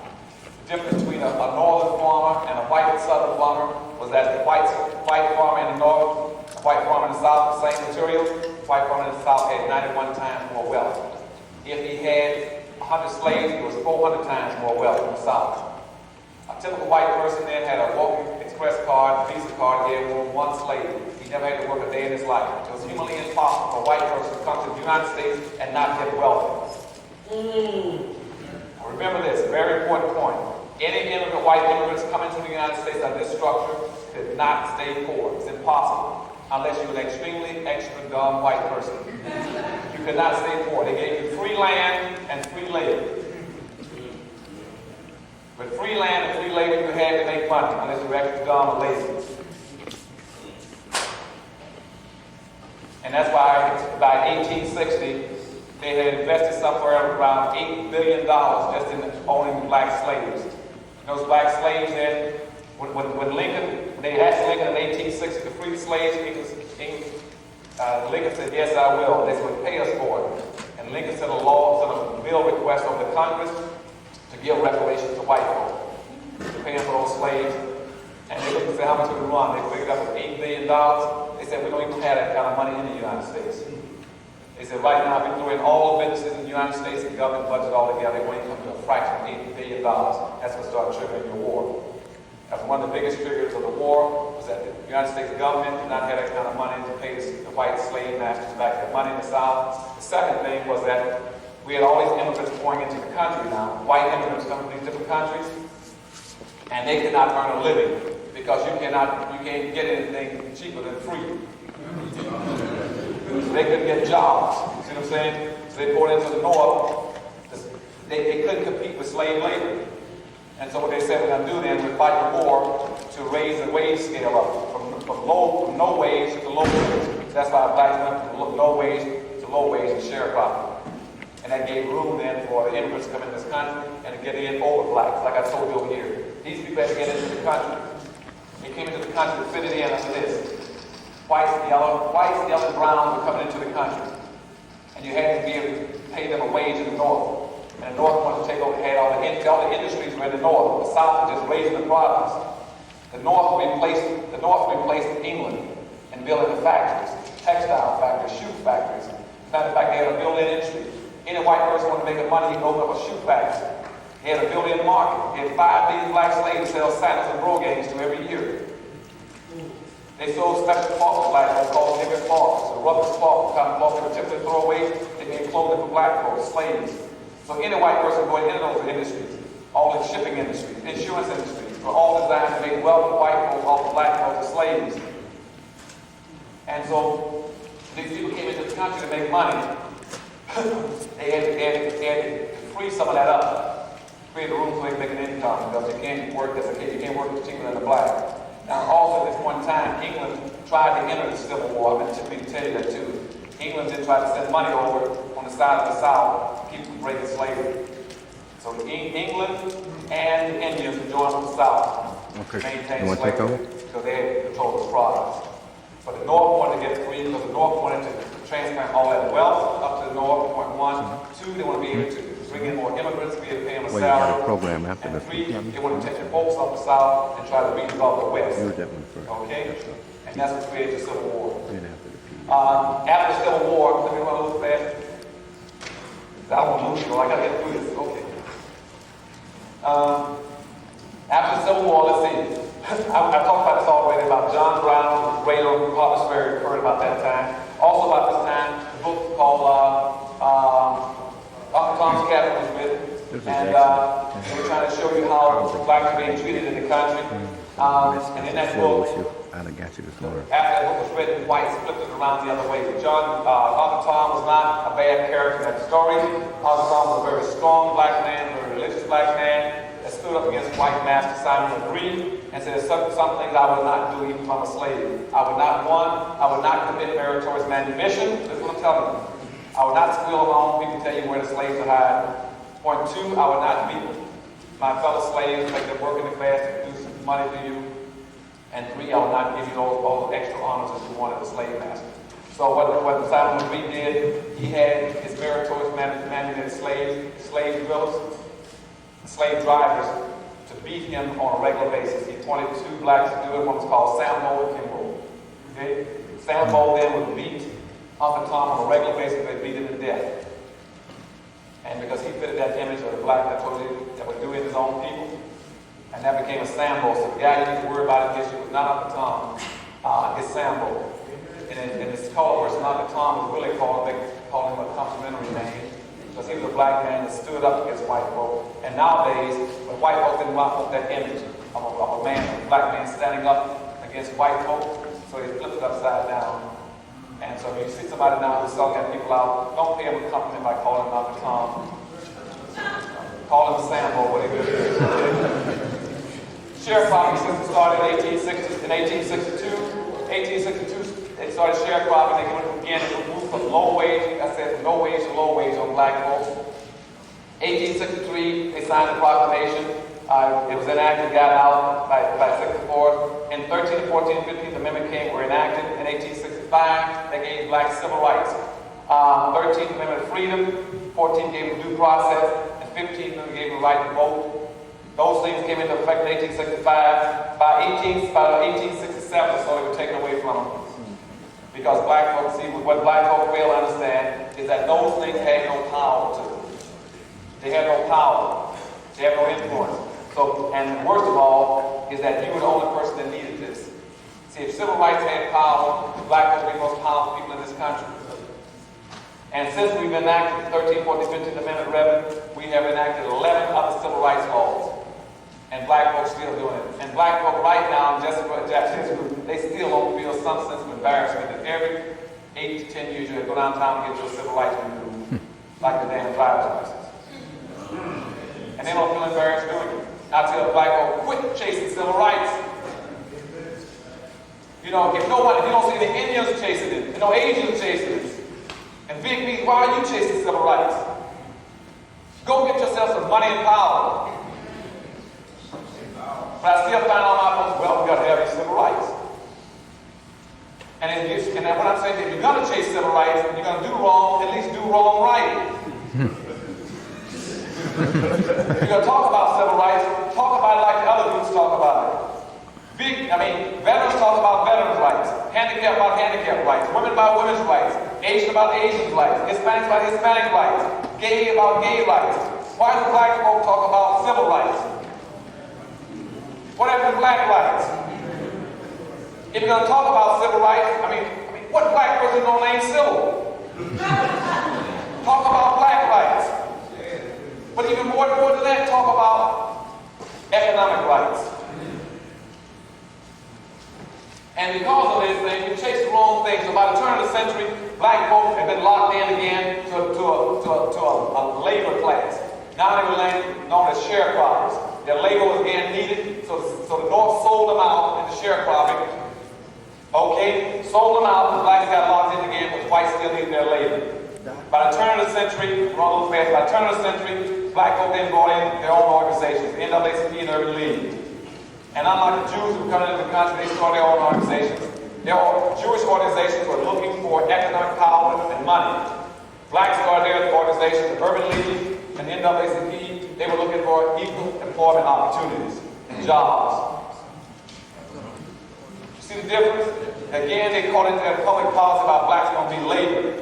For the personal wealth building and comfort of white society, so again, they've been looking for jobs. Jobs don't create anything for you in the capitalistic society.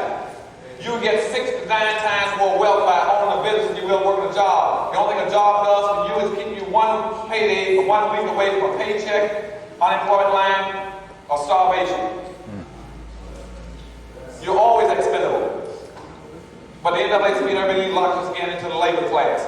So by 1920s, for instance, right after World War I, what we found shortly after World War I was that 90% of all the black people in the United States were still doing the same thing their parents were doing 300 years before.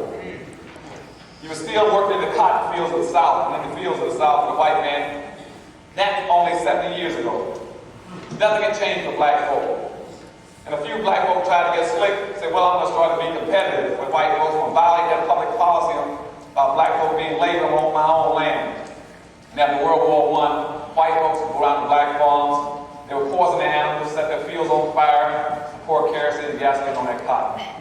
So then blacks, right after World War I, by 1920, started rushing north. They started running up to Washington, D.C., Detroit, New York, Philadelphia, Pittsburgh, tried to get out of the South. Because you see what had happened also was technology kept up with black folk. Average black person in the 1920s could pick 20 pounds of cotton an hour. White men invented a machine that could pick 1,000 pounds of cotton an hour. So black folk were made obsolete and they ran out of the South. They started the Harlem Renaissance, came into Harlem, set up Harlem men, running from the South trying to find, because technology was right behind them. Black folk were now being chased by technology, becoming obsolete. So they ran into the North. Throughout the 30s and 40s, we had the greatest number of people moving in this country, in the history of the country. Blacks moved out of the South in massive numbers up north. They moved into those factories, automobile factories, steel plants, meat packing companies. Then by the mid-1950s and 60s, by 1960s, something else happened again. All of a sudden, technology caught them, nailed them to the wall in the corner. And all of a sudden, black folks said, you got me again. Martin Luther King was running around the country saying, free at last, thank God we're free at last. He was not talking about black folk. He was talking about white folk. For the first time in the history of this nation, white folk became free of the need for black folks' labor. This is where we're going to start talking about our issues very quickly. Because at that point in time, black folk became obsolete. He became obsolete, not necessarily paying the posterity. And white folks said, now we've got to change that public policy because we no longer need these people. Thank God for Martin Luther King. We're free. And black folks never knew this when all the sandbagging and handshakes started changing. And we bought wooden horses again, dogs that won't hunt. Yes, ma'am.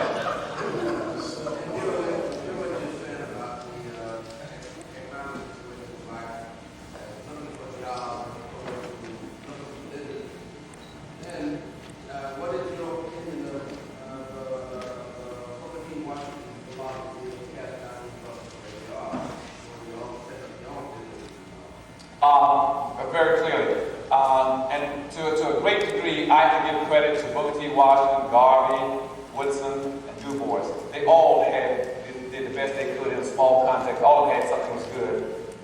And, but as a whole, all of them had something that was bad. Booker T. Washington had some good ideas about build your own people, train your own people, take care of your own community, drop your buckets where you are. But he did some other things. He got caught in the meritorious manumission selling his people out. That's what he did on the day in 1895. He gave that speech in Atlanta. So when you kind of put that in the context of that time. Yes, I do. Blacks didn't have any rights, white folks brought on the stage. Yeah. And he was a lead. He was a leader. He was a manipulator. He understood the situation. Yeah. He was a Republican of the North. He was a Democrat down south. He tried to save the system. Yeah. At that time. Yeah. At the period of time, all these people were just doing for that period. And they forgot to make it into a question. Yes, it did. See, all of them. See, that's why I say I have to give them all credit. Because if I'd have been in that circumstance, I might have done the same thing. I'm not saying it's hard for me to second guess what I would have done in a similar situation and condemn them. I don't want to do that. Because if I was wearing those shoes at that period of time, I'm not sure what I would have done. And so I can't condemn Booker T. Washington. I think he maybe did the best he could with the circumstances he had. And even though some others condemned him, like Tarter and Du Bois and others. Right. Yeah.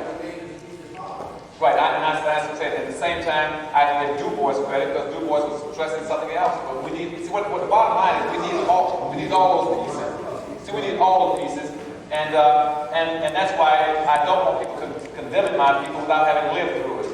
And what I would ideally want to do in our institute is that we line up all the things that Trotter was talking about, and Du Bois was talking about, and Barber was talking about, and Woodson was talking about, or all of it, and just take the best off the top.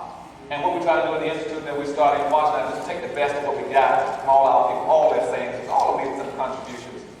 I can't think of it, except the meritorious manumitted blacks, I can't think of everybody's made contributions. And I'm not trying to avoid your question. I just want to get caught and criticized as a black person.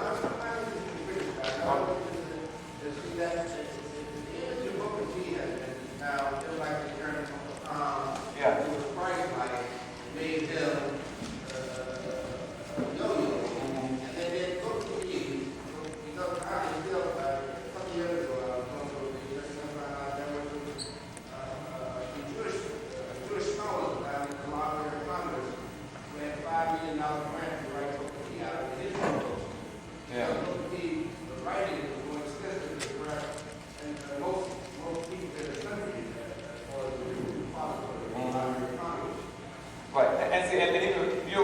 Another thing is that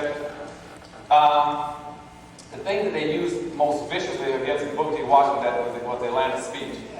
And see, and even if we were to say, okay, he made a mistake. Let's say he made a mistake the way he made the speech, because whites immediately jumped on it like flies to honey, and they said, "Oh, we got what we need," and the whole thing about the fingers. So they used that against him, and even Booker T. before he died in about 1990, he went back and wrote in one little thing. He admitted, he said, "Well, I think I made a mistake. I thought the white people would do better by my people."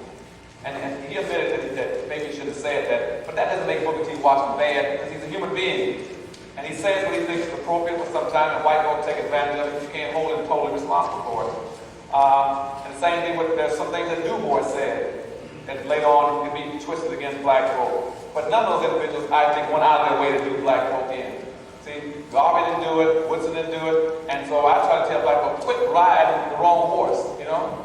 Go get Uncle Tom. I mean, go get Sample and get off Uncle Tom's back. But we like to pick every black clean and say, why weren't they perfect? No, they weren't perfect people. They've been denied an education, denied resources. Most of them are struggling, trying to figure out which way do I go? How can I best get there? And sometimes I'm walk down the wrong road. And they did a lot of confess place. I made the wrong turn and I hurt my people. I'm sorry. Yes, whoever. And I'll say that what we have to be very aware of is that the seasoning process that was done in the Caribbean, I think there was a version of the carried over here that we call education. Right.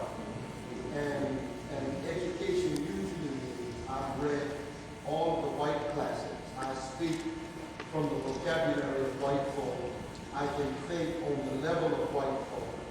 And therefore, whatever the white media writes and picks out, such as the Atlanta speech, we jump on that horse also. Absolutely right. Absolutely right. And we wind up arguing, white folks arguing against black folks. Right. And we are black folks. You know, I mean, it's like working on these jobs, and somebody says, well, what do you think about Colin Ferguson? Hell, I understand it. You know, not that's a shame. I understand it. And we've got to be careful about what we call being intelligent. You're right. And you're absolutely right. And, because white media will pick up on anything they can use to divide black folk and use it against another black person. And you use it as a stick against your own people. And that's why I try to never say anything, even though I know I'm going to do it inadvertently once in a while. I just hope my people is kind and forgiving when I make mistakes. But I'm always trying to do the best I can with it. I'm sure long after I've gone, somebody says, Dr. Emma went all this country said this and that. He was against black folk, you know?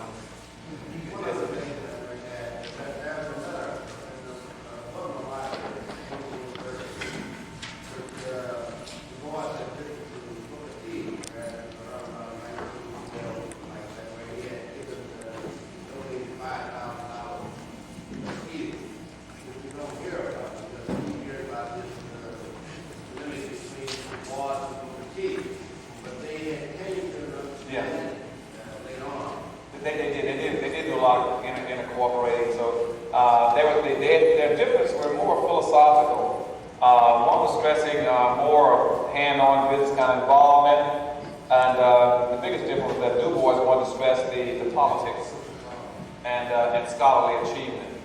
And Du Bois was an extremely brilliant scholar. He was the best that we had, and consequently, all people like the folks on that which they do best. And he was a bright scholar, a brilliant man, and Du Bois was trying to carve a long-range plan for us. And what he's saying is that let's draw up a comprehensive plan and know how to play politics with white folk and beat them. Some of the things we're trying to do in the Institute. And let's develop our best talent, our best skills, the best of our people, our human capital to go after. And one thing that Booker T was saying, let's build our businesses, let's develop our manual skills and take care of that. So they were just arguing about philosophical differences. But let me jump to this very quickly. In this country, this is what controls where you are in society. This is what control people the longest in modern day explanation. Is that when they set up immigration laws in this country, that they use to establish public policy on anything that goes down. And this is it, right here. Skin color, the color gradations never change. Straight up and down, white, it keeps getting darker. And coming into this country, this is the way they operate. English, Europe, Western Europe, Eastern Europe, Southern Europe, Middle East, Far East, Hispanic, and African, okay? And that's how your resources are distributed in the country. I told you initially there's a monopoly on the distribution of power, wealth, resources, and income. This is how it flows along the line. They also assign special preferential treatment also on religion for the good rev over here too. They also set that up for you all on which they prioritize that. And that's why the Jews down here that's why they always run and duck and dodge. But down in here, they set up quotas. And I just took the quota right out of this 86th Congress session of doctors. I just took all that out to show you how that operates, okay?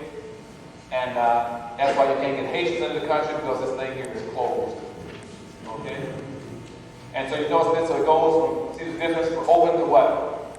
Closed. That's why any person coming in from England or Ireland, they come in anytime they want. They don't have to worry about anything. Never have. And you get it, but now what they've done to you in 1966 is what the new slickness they got on you. I'm sure the new slickness you got. I want you to watch this. Again, right now through that line, you get down here between, after you get past Brown. So what they're doing now from this point here is that all these groups are against this last column. And now that all these individuals from here up, they're classified now, they have the option to classify themselves as whites. So if you go down and look at your 1990 census, anybody coming in from Pakistan, from the Asian countries, or Hispanics now call themselves whites. As a matter of fact, they got a new term now. So I got my good friend, I should just pick on Jesse. I got a lot of people going around saying, well, you know, the color, they're going to take over Earth, but no, it won't happen. And the same thing with they deal with the Indians, they have to do it with the rest of these groups. They're giving the incentives for those groups to identify with whites up. You don't have anything to offer them to go down. So don't believe it's business about. They say, well, 3/4 people on Earth are color, so we're going to take over. No, it happened. Never happened. They got it rigged, so it never happened. It's going to go up. And these incentives now is that all the people from the ground up identifying, they got a new term now. You might hear what's called white Hispanics. Y'all heard that term now? How many people heard that term? Raise your hand. See all those hands up? That's what that means. That's this new slick code. Okay? Yes, sir. Even down to my numbers, 5. 6 is a black man. 5 is brown, not too dark, but in between. 4, and then go to 1 is white. Hey, that man's keeping up with it. That's a new scheme. So you hear somehow people talking this hogwash, about, well, we all colored, no, forget that. It's going to be us against all the rest. Okay? And any Arab comes to this country, I go to Detroit, Michigan, it's blacks against Arabs and Chaldeans. I go into California, it's blacks against Vietnamese and North Koreans. I go into Miami, it's going to be blacks against Cubans and some other group. I know I should have given you all the rest of some of you young. I should have given you a break on this. But all around the country, it's going to be blacks against some groups, okay? Because all those groups are going to identify with these groups. They're going to accept their values, they're going to become conservative, they're going to vote the same way. And don't depend on any support for them for anything. As a matter of fact, I don't know if there's support from them, they won't even hire you. None of them going to hire you in that job. Okay? If any of these groups in here have employment opportunities, for instance, I go to Benny Honda's, or let's say a Chinese restaurant, you're not going to find any black folks who quit looking for it. They're going to hire their own people, use their own culture. You're going to a Mexican restaurant, it'll be all Mexicans. The only people right now that hire blacks in this country is this group up here. Whites. Whites will hire blacks. The rest are not going to hire you. They're in competition with you. They plan on tearing you up. Okay? And their understanding of us comes from. That's right. They've learned how to treat you. They know how to treat you. They're taking over. I go to Detroit, Michigan. I go down and find this group, for instance, here. They're going to take over all the 7-Elevens in the black neighborhoods. They're going to take over the grocery stores and the gas stations. I don't know about New York. That's what they're going after. Okay? These groups up here, this group, the Jews in here, they're going to go after the garment districts, the banking industry, and the professions. This group in here, they went after the Irish, they would go after the liquor establishment, the bars, the distilleries, and the police departments. The Italians came over here, they went after the fire departments, the shipping yards, and the unions. Everybody went after something to exercise control of their culture, their employment, their money, except black folk. Because you're at the bottom, they let you take over anything. The only thing we have a chance to take over is sports and entertainment, and we blew that. Good. And even though we got all these blacks right now running around the country, 85% of the basketball players are black, 75% of the professional boxers are black, 63% of the football players are black, and 54% of the baseball players are black, and blacks don't own nothing. They're labor. They're still labor. I can believe that and say, who owns the teams? Who owns the concessions? Who owns the stadiums? Now I go right now. I did not mention one black athlete. I did not mention one Asian athlete. When I go watch who's manufacturing equipment and all the uniforms, it's coming out of Taiwan, Korea, Formosa, Hong Kong, the Philippines. And I got a black man running around not advertising Nike shoes. Say it, bro. Say it. And actually got kids to pay $150 a pair for them so they can go into Taiwan, Korea, Formosa. And what I'm saying to you, you got to stop it. The time is around, so you got to tell Michael Jordan, no, you ain't taking no more money out of the black community and giving it to the other groups. When we started struggling at the bottom, with not in the power, impoverished, the same way we were in 1830, and you're going to ask me black folk to play the game and lose. No power, no wealth, own nothing, no business, no stores, buying everything from the rest of these groups. And what I'm saying today, we started talking about economic development, you've got to stop spending your money out of your community. 95% of every dollar a black person spends goes outside of the community to these groups. Exactly. We have an annual disposable income of approximately $120 billion annually. That makes us the 9th richest nation on earth. We are richer than Sweden, Australia, Pakistan, India, Canada, foremost, and all the black African countries put together. And we're the poorest people on earth. Out of 163 nations, we are richer than all of them but 9. And we own absolutely nothing. I go into those countries, they own armies, factories, radio stations, TV stations. Look what Canada owns. Look what Pakistan owns as a nation. We got more money than them, we own nothing. Because we spend 95% of our money outside of our communities. We keep 5% inside the black communities. Out of 5% we keep in our communities, 3% of that goes to these groups that hate our guts. 3% goes to them. We are left with less than 2%. And out of the 2% we're left with, we put it into white banks, they won't give you a loan.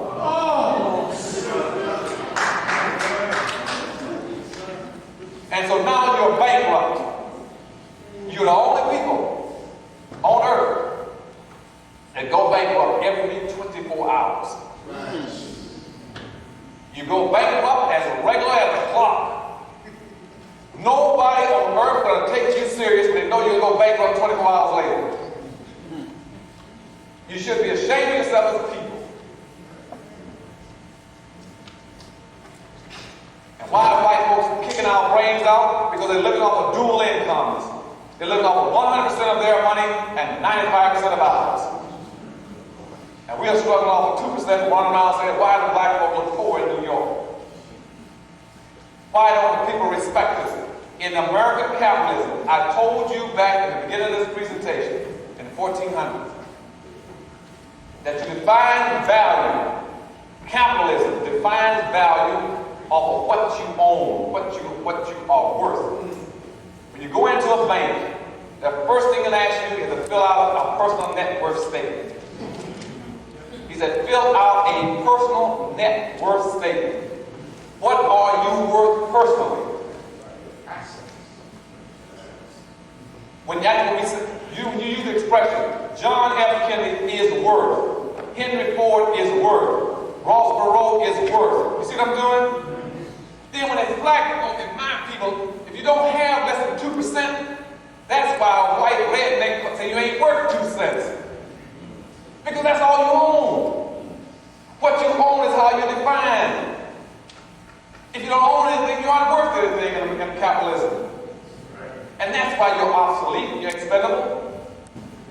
That's why I leave here and go down and cry when I go by the metro stop, the Amtrak station, see black folks sleeping on the street, drugged out, wined out, doped out, living in cardboard boxes.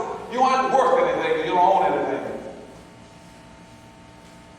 You should go home every night and cry with your people. And every time you spend your money, you put a gun in there and blow your own brains out. Leave here today, I want you to look in your wallet and do me a favor. And say, before Dr. Anderson, I'm going to look at my wallet. I'm going to take out every dollar I have, put a check mark on it. Because there's a basic premise that says never let your money lose your hands or leave your community without having passed through another black hand at least 8 to 12 times. It must bounce 8 to 12 times.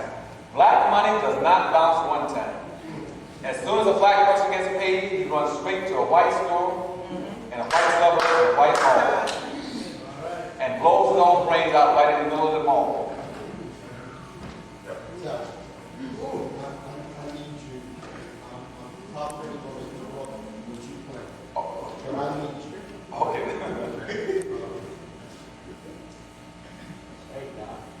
Religion, without a doubt, has been tampered, particularly the Christian faith. You just emphatically said something that we experience every day, and that is, we are whatever we are worth. That's right. Now, King James says, a man's life consisted of the abundance of things which he possesses. Right? Personally, as Johnny Young, I am very willing to believe that King James tampered with that. Ain't got no problem. But you see, if I stood in my pulpit and preached that, I got folk who would swear I'm on my way to hell. All right? Or that I am walking the gospel. You understand? Yes, but I do. at the same time, if furthermore, when I listen to that and feel it out in my own spirit and gut, I understand why the church, just like ordinary black as a conglomerate, is only 24 hours away from bankruptcy. That's right. And it's why we steal from the Lord and don't understand that in stealing from the Lord, we steal from ourselves. You got to figure it King James put that shit in the Bible. That's right. So we could believe that shit, and here we are still waiting on pie in the sky. That's right. Rev got it right. And see, Rev just hit the nail on the head. That's why I respect the man. I just met him yesterday. And I heard wonderful things about it. Because he also knows some things they missed in the Bible. He knows from his experience with the Bible scriptures that, for instance, throughout there were wealthy individuals in the Bible. Solomon had all kinds of money. And you don't see anything in the Bible saying Solomon was condemned by God. And the promised land was terra firma. Thank you. You don't see, as a matter of fact, I don't know whether it's Matthew or what now. You all probably much more, maybe, where it talked about the talent. You know that? And it gave you as close, and they missed that in the Bible. It told you very specifically that where different individuals were given a different amount of wealth by the master. Remember that? And he said they went out and they came back. Went to a distant land and came back. One had something like maybe 5 talents, whatever the number was. He had multiplied it. And came and said, Lord, whatever you gave me, I took it and I multiplied it. I made more money with it. Another had something like maybe 2 talents. He said, Lord, you gave me 2 talents. I went off and multiplied it. Here's it for you. One had something like maybe 1 talent. And this fool took his part and said, well, you didn't give me anything. I don't play. I just been buried mine. Why should I do anything? Because I know that you don't like people making wealth, reaching the stuff. That's good. No, all that other stuff you said was all right. To that point, when you said, he said to the man who gave you the talent, you don't like people making wealth. And there are those of us who feel that poverty is a virtue. Oh, God. Well, I think they really believe that. And poor people are going to heaven, and rich folk are going to hell. That's sad. You know why? Because that comes from the Jewish religion, and every Jew I know, I got Jewish partners in my business, they spend all that time trying to get money. Now, if they're that close, they're the chosen people, why would they be? No, see, somebody ain't thinking right. See, Rev knows more about this than I do, obviously. But somebody's not thinking right. They're telling Rev that stuff. They know in his heart, as devoted as the man is, that poor people cannot help poor people. Let me tell you, if I put you in a hole in life, and I'm as poor and as incapable and as competent as you are, and I'm in that same hole, I can do is make you feel good. And if I'm in a hole in life, don't make me feel good. Get me the hell out.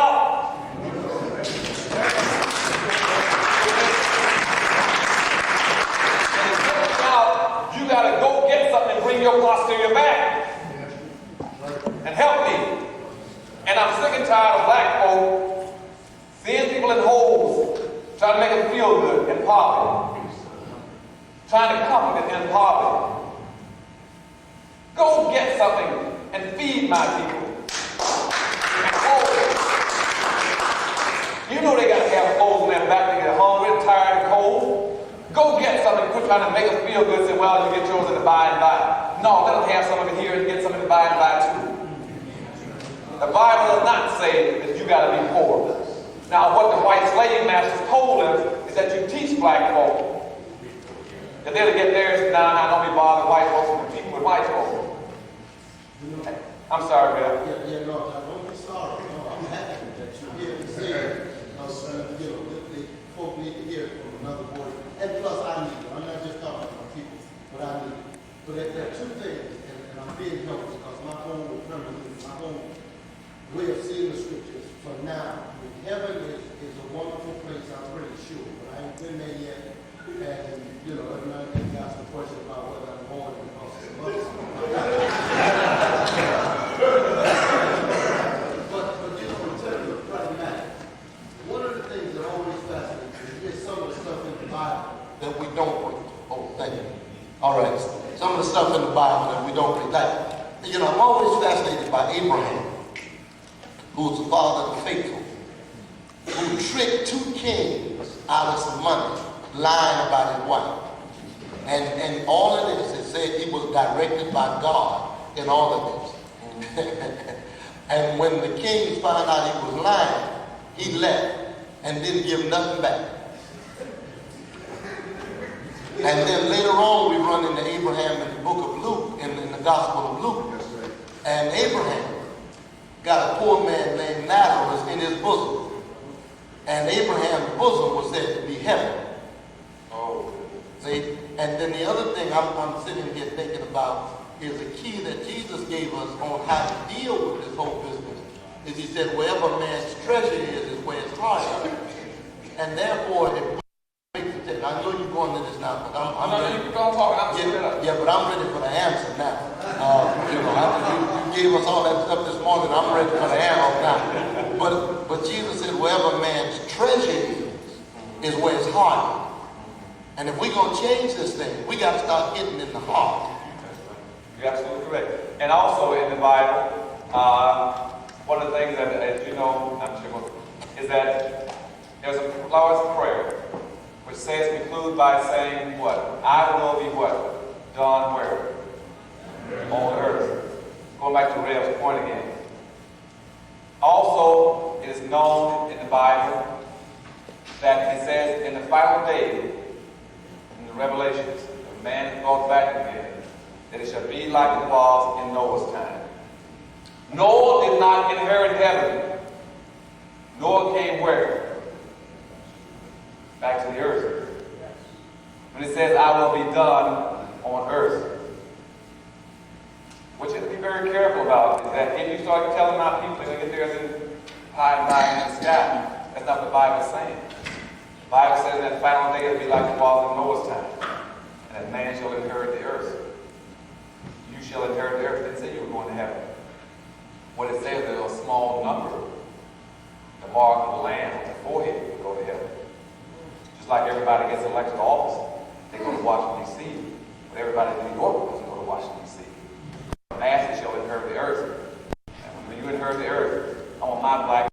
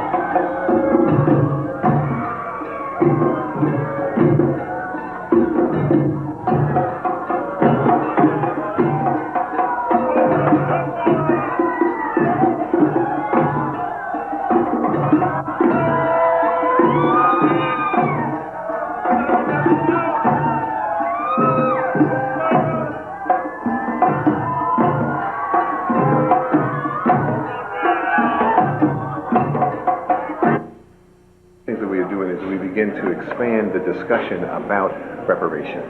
The reparations movement is growing around the country, and part of that is as a result of the initiative of Alderman Dorothy Tillman in Chicago, who has held public hearings, and those public hearings have begun to expand, as I said, the discussion about reparations. That's what we want to do here in New York. The oppression of black people has always been viewed from the perspective of the pain that it has caused us as a people.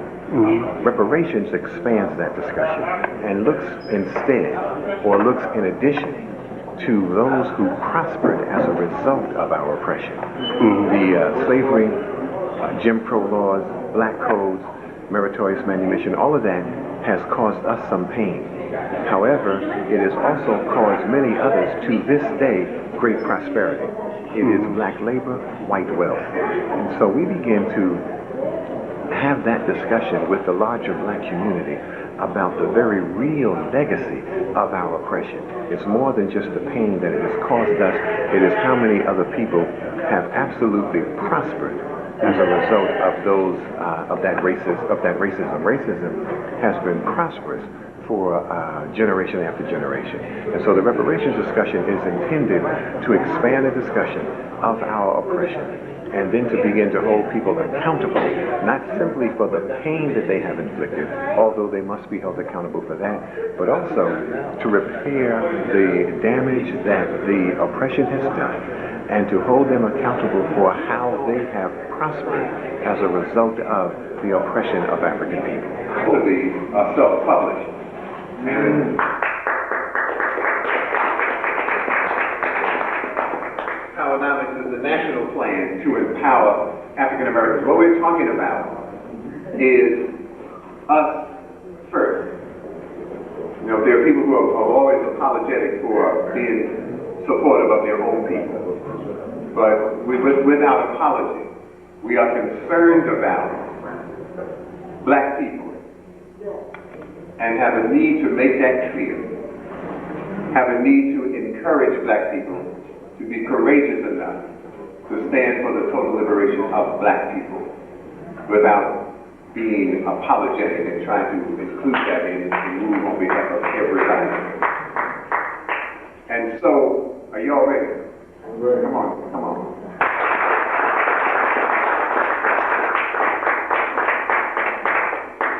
Thank you very much. Let me say good afternoon to you again. Glad to see all of you and love all of you. And it's my people come together. That excites me. And I want to thank my friend Bob Hall and for inviting me here, then leaving me at the terminal. Without a way to get here. Oh yeah, so I'm looking for you.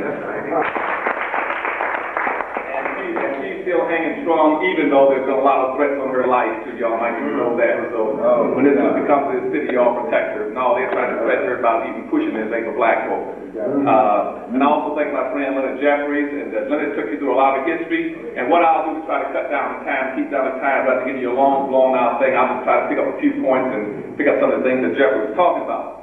Now, I heard it mentioned 2 or 3 times that, and my friend Dorothy said it, that she thought for sure that based on where we were, that we would get reparations. I'm going to be a little more forceful than that and tell you that it's absolutely a necessity that you must get reparations. You understand what I'm saying? And what I'm going to talk to you about right now, I'm going to talk about 3 things. The first thing is where we are now. Secondly, what got us here. And thirdly, what we better start doing very quickly to get the hell out of it. Now, first, you must have reparations. I don't care what anybody tells you. And even when Bob said something about some black musician saying that he doesn't want reparations, if you don't get reparations in America, you're through in America. Listen what I'm telling you all now. You are dead in this country. You haven't got a snowball's chance of being competitive people to survive in America if you don't get reparations. It ain't something that you're nice to have. You better get it. You better get it fast. We are now well on our way in becoming a permanent underclass in America. You're going down. You're going down. And see, we have been the #2 population in America. The #2 population now for over 460 years. You're going to get kicked out in the next 2 months. You get kicked out of #2. You're going down to #3. The Hispanics are going to pass you. The Hispanics are going to kick you out of number 2. Now, that's no accident. They've been working on this since 1970. They built the national plan through the National Hispanic Party to supplant blacks in America by the year 2000. They're not coming here to be your allies. I don't care what any group tells you in this country about allying with Hispanics. I hear that rhetoric all the time. They are not here to ally with you. They're here to supplant you. They're here to replace you. They're here to out-compete you. They're looking for rights, space, and privileges, and they're going to take it out of your hide to get it. The Hispanics are coming to this country to be your competitors. And they're going to take you out in about another 3 months. At that point in time, all the politics in Washington is going to shift. It's going to shift to them. And now anything you get at that point must then come through Hispanics. That's why Bush is married to a Hispanic woman. The first thing he did when he came into office was run his first trip out of the country was down to Mexico to meet with President Fox. And what they want to do is to open up the boundaries between the United States and Mexico so that that can be a major conduit to bring up more Hispanics. And now the maps in Mexico have already been expanded to include California, New Mexico, Arizona, and Texas as a part of their nation. They're playing a game called recapturing turf, going back to owning land and controlling land in the United States. The only people not playing the game are my folks. You're going down. They're going to take you out. They're already in Washington, D.C. We got a few Hispanics that come in Washington, D.C. on Columbia Road. They got more businesses in a black city called Chocolate City, with the 77% black Hispanics have been here 15 years, got more businesses than black folks got. Right. And so they're playing for keeps. We're not playing. We are playing to play. They're playing to win. So that's the first thing that's going to take you out. The second thing is that the air and the age are going to take you out in about another 10 years. They're going to kick you out of number 3. You're going down to number 4. And that point in time, you must say to yourself, if you got absolutely nothing, after 460 years of being number 2, please use your creative imagination to figure out what the hell you're going to get when you become number 4 in this country. Those people coming here to eat your lunch. Nobody is coming to America to get along with black folks. They're coming here to get over and get ahead. And we keep sitting there helping them do it. By using your organization, your strength, your vision, your sweat, your blood, your labor, and the spirit of all your dead ancestors to raise other people up. When the civil rights movement was going on in this country, those same people were in Mexico, Puerto Rico, Peru, Bolivia, having lived a decent life while your people were suffering and dying, and now you're making an equator to your people. Don't do that. Stay away from these terms like minority, multicultural, cultural diversity, poor folks, all that other BS. You got major problems coming. Now, let me go back and tell you what your dilemma is. Bob wants me to tell you what your problem is. You now got 2 problems in America. Don't listen to the garbage. I don't care if it comes out of a white mouth or a black mouth. They tell you that black folk are progressing in America. They're lying to you. That's bull. Black folk in America are in the same identical position you were in 1860, over 140 years ago. You have not progressed not 1 hour in 140 years. What you're doing is enjoying the luxury of an illusion of progress on a comparative basis and a proportional terms. You're being lifted up above the rest of the people lifted up in society. You're in the same position. As examples, in 1860, on the eve of the Civil War, in the wealthiest nation in the world, you as the black people, you had 98% in direct slavery, 2% in semi-slavery. At that time, you had 1/2 of 1% of the nation's wealth. And here you are, 140 years later, after all these wars, all these civil rights movements, all these catastrophic events, 140 years later, when you're supposedly 100% free, you still only have 1/2 of 1% of the nation's wealth. Now, to miss that, let me talk this side and show you a little difference. You see, maybe you don't know what we're talking about. If I were to take another index, or indices, let's take something like employment. In the same period, in 1860, on the eve of the Civil War, I had almost 99% of all the black people in America being employed by white folks, working for white people to create wealth for white people in their homes, their businesses, their neighborhoods, their communities. That was in the 1860s. You were working 98% for white. Now today, I go around and look around, and I still find that 98 to 99% of all the black people in America are still working for whites, creating wealth, business opportunities, working in their communities, their businesses, their government. You haven't moved. If I miss it, let me go and get this movie again. In 1860, on the eve of the Civil War, when black folks were supposedly enslaved in this country, 98% to them semi-slavery. I checked the major cities in America: Cincinnati, Boston, New York, Pennsylvania, Buffalo. And guess what I found? I found out over 50% of all the prisoners in the United States during slavery were black folks in major urban areas across America. Now I look at it 120 years later. When you claim you're free, and I still find that almost 51% of all the blacks in America are still enslaved in prison. That now over 51% of all American prisoners are black folks. And I look at the states, and I got 47% of all the state prisoners are black people. 57% of all the federal prisoners are black. 96% of all the prisoners in America are black men. And you talk, and 40, and if I look at the range, the most productive years for a black man in America between 18 and 35 years of age, when he's supposed to be married and raising children and building strong black communities, I find that over 40% of all the black men between 18 and 35 years of age are in prison, on parole, and on probation. You haven't got a snowball chance just on that alone. That you got to understand the nature of the problem. Now, what created the problem is you got two problems in America that create these conditions. Those are symptoms. Those symptoms. You got two problems. One is the maldistribution of wealth that Leonard was talking about, and the other is inappropriate behavior that Leonard was talking about. He called it spiritual. That's inappropriate behavior. This is a maldistribution of wealth. Slavery and Jim Crowism did not happen to you by accident. It was intentionally done to do something. What you all should be asking yourself, what was the purpose of slavery and Jim Crowism? It didn't happen by accident. Don't listen to whites who tell you that slavery was just created by a few white bad boys who just didn't have anything else to do, and white folks didn't benefit. You got a lot of books going around now telling you that white folks didn't get any benefits out of slavery. Now they want you to pretend you're stupid. They think that somehow whites fought for 400 years to maintain a condition and a system that was not benefiting them. Slavery and Jim Crowism was designed to benefit whites and to disadvantage blacks.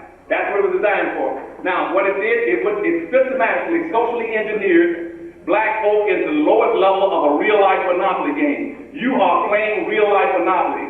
You're playing a game that you cannot win because you do not own, as Leonard said, you don't own enough land, you don't have any money, you don't have any resources. You're playing and you're losing. You're going down so slowly you don't know how you're going down. Now, here's what happened. Slavery and Jim Crowism maldistributed almost 100% of all this nation's wealth, resource privileges, businesses, controls of all levels of government into the hands of the dominant white society. I'm going to give it to you again so you understand. This slavery and Jim Crow system maldistributed almost 100% of all this nation's resource, privileges, businesses, wealth, and controls of all levels of resource and government into the hands of the dominant white society. You do not have enough to be able to compete. That's the problem. Now, I'm going to show you how bad it is. Not only are you competitive there, but out of all the wealth that slavery maldistributed to the hands of the dominant white society, 87% is frozen. You can't even touch it. You are playing with a stacked deck. It's like going into a gambling casino where the cards are marked, the dice are loaded. 87% of all the wealth in this nation is now frozen. It is locked into the hands of the dominant white society. It's locked in their hands in terms of stocks, bonds, real estate businesses, and foundations, and insurance policies, and other kinds of things, where it cannot get to black folks. And it shows up in their communities, in their church, their family, their race, their schools, their organizations, which means that every white person has access to it. They can touch what they need any time of the day. They can touch it at will. That means that it is passed on from one generation to the next. That means that a white child, when he's born in this country, the minute he hits the earth, he has everything he needs to be successful except two things. All a white child needs is a scheme in his head to persevere, and he will run into what he needs over and over and over again every day, because it's where he lives, where he's safe, it's in his family, his race, it's in his organization, in his schools, in his churches. He can get it when he wants to, once he comes up with a scheme and goes after it. So consequently, what happens is he's like this movie Forrest Gump. That's what the movie Forrest Gump is about, which says if a white boy, even if he's mentally retarded, if he runs and keeps running in the same direction, running to what he needs to become a multimillionaire. And you cannot understand that. But at the same time, a black child hits this earth with square zero. He comes up with nothing. He's competing against a white child that has 87% of what he needs, and you sit there and keep bringing black children in this world playing with zero. Because that black child doesn't inherit anything. When he comes here, he can't have an inherited thing because you don't have any wealth. You have not focused on anything that's inheritable for black children. We spend too much time focusing on welfare, food stamps, drug abuse, teenage pregnancies, public housing, and a job. And a job. You cannot inherit any of those things. You cannot inherit a job. The last thing black folk need is a job. What you need is some money. If you got money, you don't need a job. What you need to do is learn how to get wealth. You must learn how to redistribute the wealth back into your community as fast as you can. And one of the best ways to do it is reparations. We've got to get wealth, we've got to get it quickly. Because without money, without wealth, you can do nothing. It is not civil rights, it's not integration, it's not public law, it's not public policy that defines your opportunities in America. It is wealth. Wealth decides who has the opportunity in America, who's got the power. If you got no wealth, you don't have any. And as black folks, since the circumstances, when I told you we got 1/2 of 1% of the wealth, which means we are less than 2% of the wealth. That's why white racists always saying a nigga ain't worth 2 cents, because you don't have enough wealth and power to be able to fight for yourself. We got to learn how to get wealth and power fast. You got to change that structural economic inequity. And to show you how bad it is, let's take it on comparative terms. Out of all the wealth I just mentioned to you, we're talking about $13 trillion. Out of $13 trillion you see floating around this country, as an instance. Then I got 2 white men. I got Larry Ellison and Bill Gates. Those 2 individuals alone got more money than all 36 million black folk in America put together.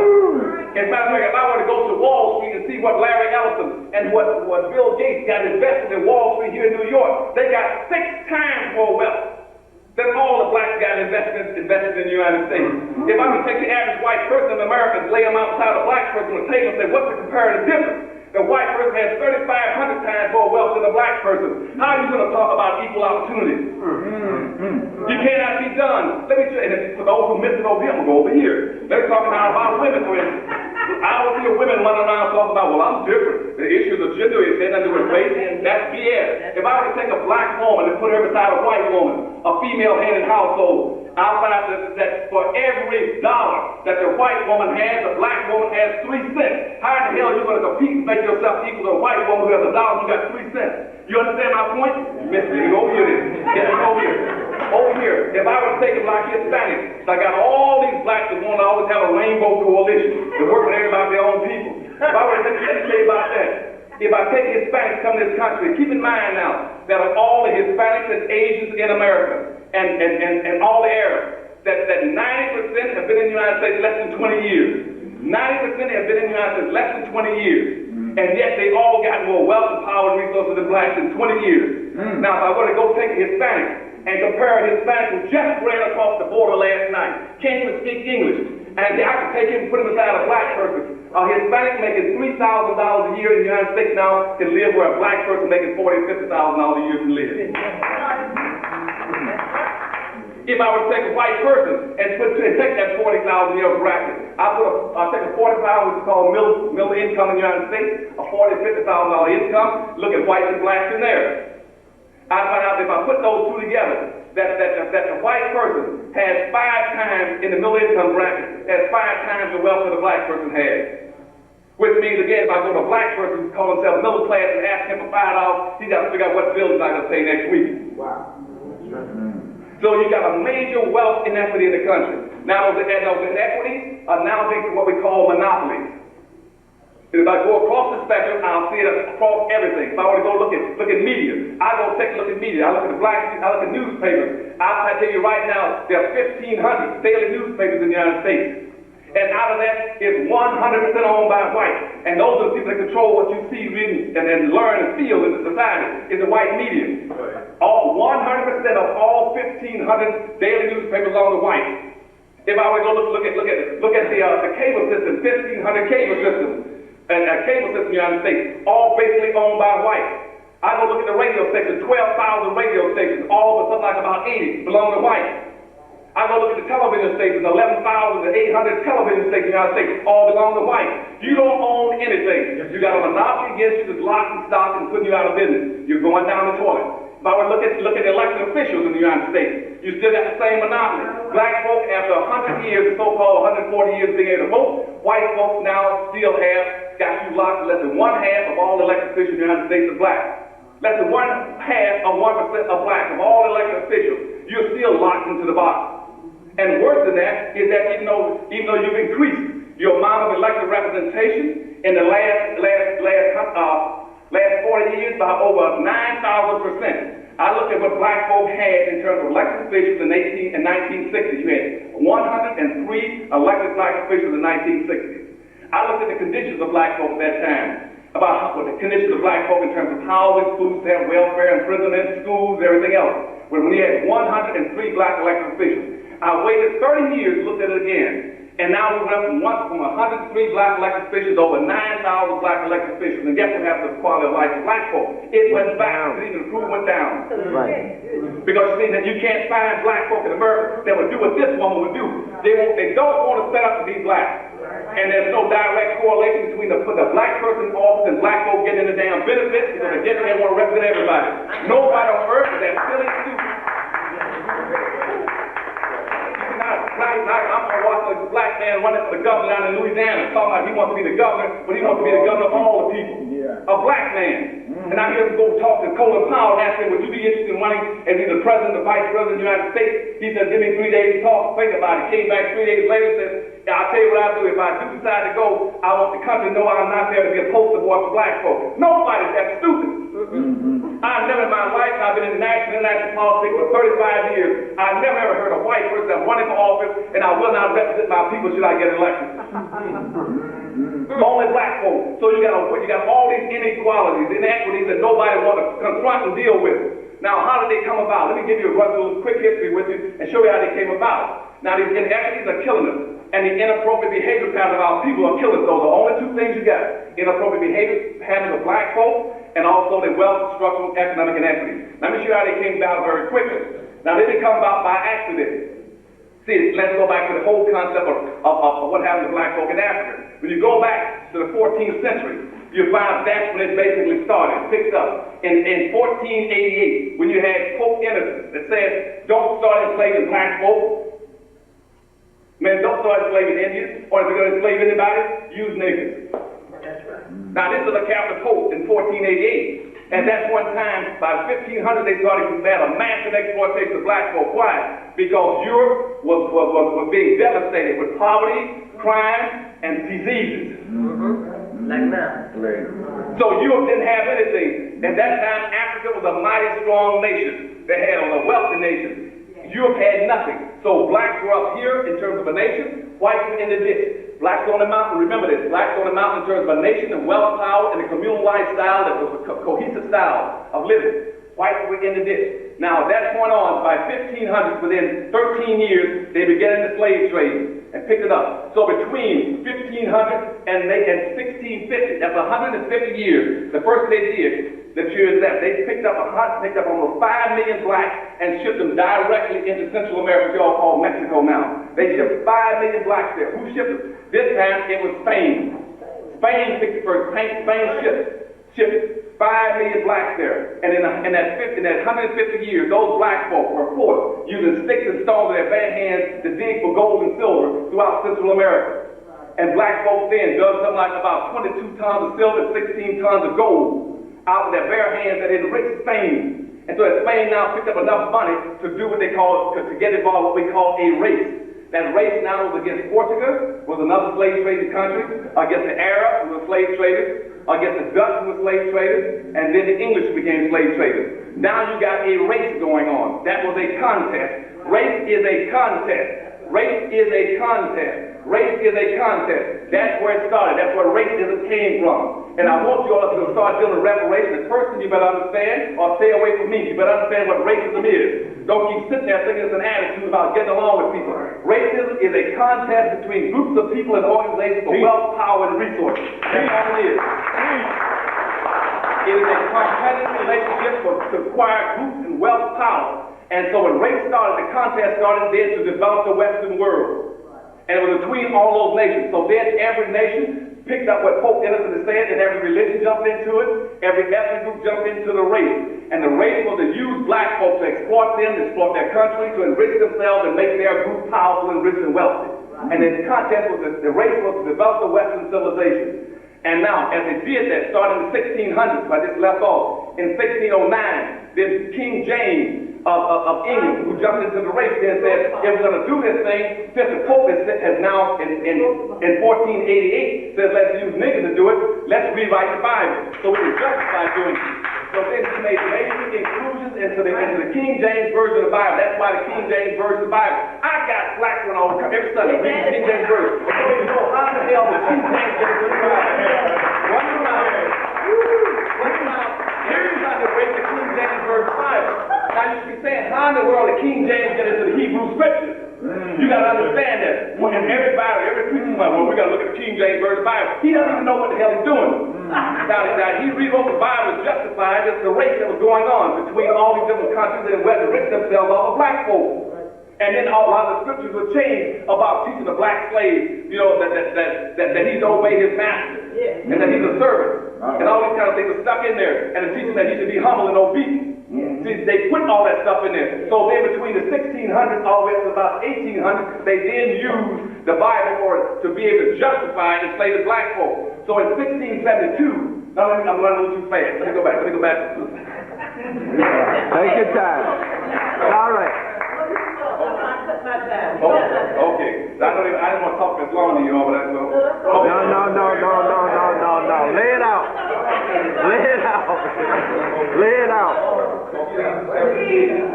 So let me go back to 16 on. So by 1619, you get the first local black folks started coming into America. They were brought in off a Dutch vessel, and they were traded down in Jamestown for water and supplies. And they dumped 20 blacks there. Now, even though in reality, I need to tell you all before I go any further, is that blacks had been in this country long before that.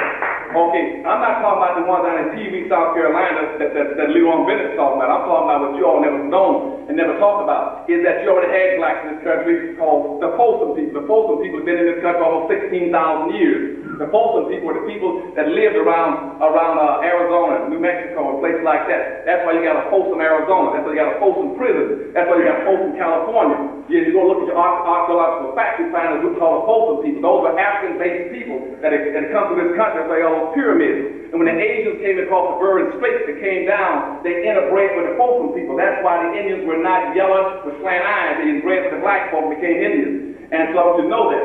But that's sort of Folsom people, the oldest people in this country. So when you hear all these Indians running around hollering near the Native Americans, you tell them that's bull. You're not the Native, you're not Native here. You walk across the Bering Straits, you're an immigrant, just like the rest of the groups that want to sit here. As black folk are the only people that are immigrants, that's the basic people in this country. Let me go back to my point then about 1619. You brought in those 20 people. They dumped those 20 people in this country. At that time, they traded them for supplies and water, and they indentured them. They became indentured service for about 5 or 6 years. So by 1626, 1627, they were released. They were free. They were set free, and they intermingled everybody up to about 1638. Now, here's what all the structural inequities began to build up that I was going to tell you all about. So starting in 1638, all of a sudden whites got upset because black folk coming around now free and interbreeding and married or anything else, going to bed with white folk. So this Maryland colony, the state of Maryland, right down the road south of here, the Maryland colony put out a public edict called the Doctrine of Exclusion. The Doctrine of Exclusion was the first brick that this country laid to be able to do in black folk. That Doctrine of Exclusion said in public policy says this, that black people shall never be permitted to enjoy the fruits of white society. That was called an exclusion policy, to exclude blacks from any everything that's a benefit. Now remember these points now when we start talking about reparations. It's called an exclusion policy. That was the first public policy to always exclude black folk. That was put in effect in 1638. Now, between 1638 and about 1660, the European colonies were raising holy hell with the whites over here, and probably the number of whites at that time wouldn't work more than what's sitting in this room right now. You only had less than 200 or 300 whites in the country at that time. Now they were getting on them about why don't they do what they were sent here for? They did not come here for religious freedom. Forget that bull. They came here looking for gold and wealth and resources. Leonard was telling you about it. They came here to get wealth and resources sent back to their mother country. Now, but they couldn't do anything, so they started sending letters back saying, we can't do anything to this nation because it'll take us 100 years to clear the land of the trees, the bugs, the roaches, the rats, the cows, or anything that's out there. We can't even move the damn rocks and the snakes.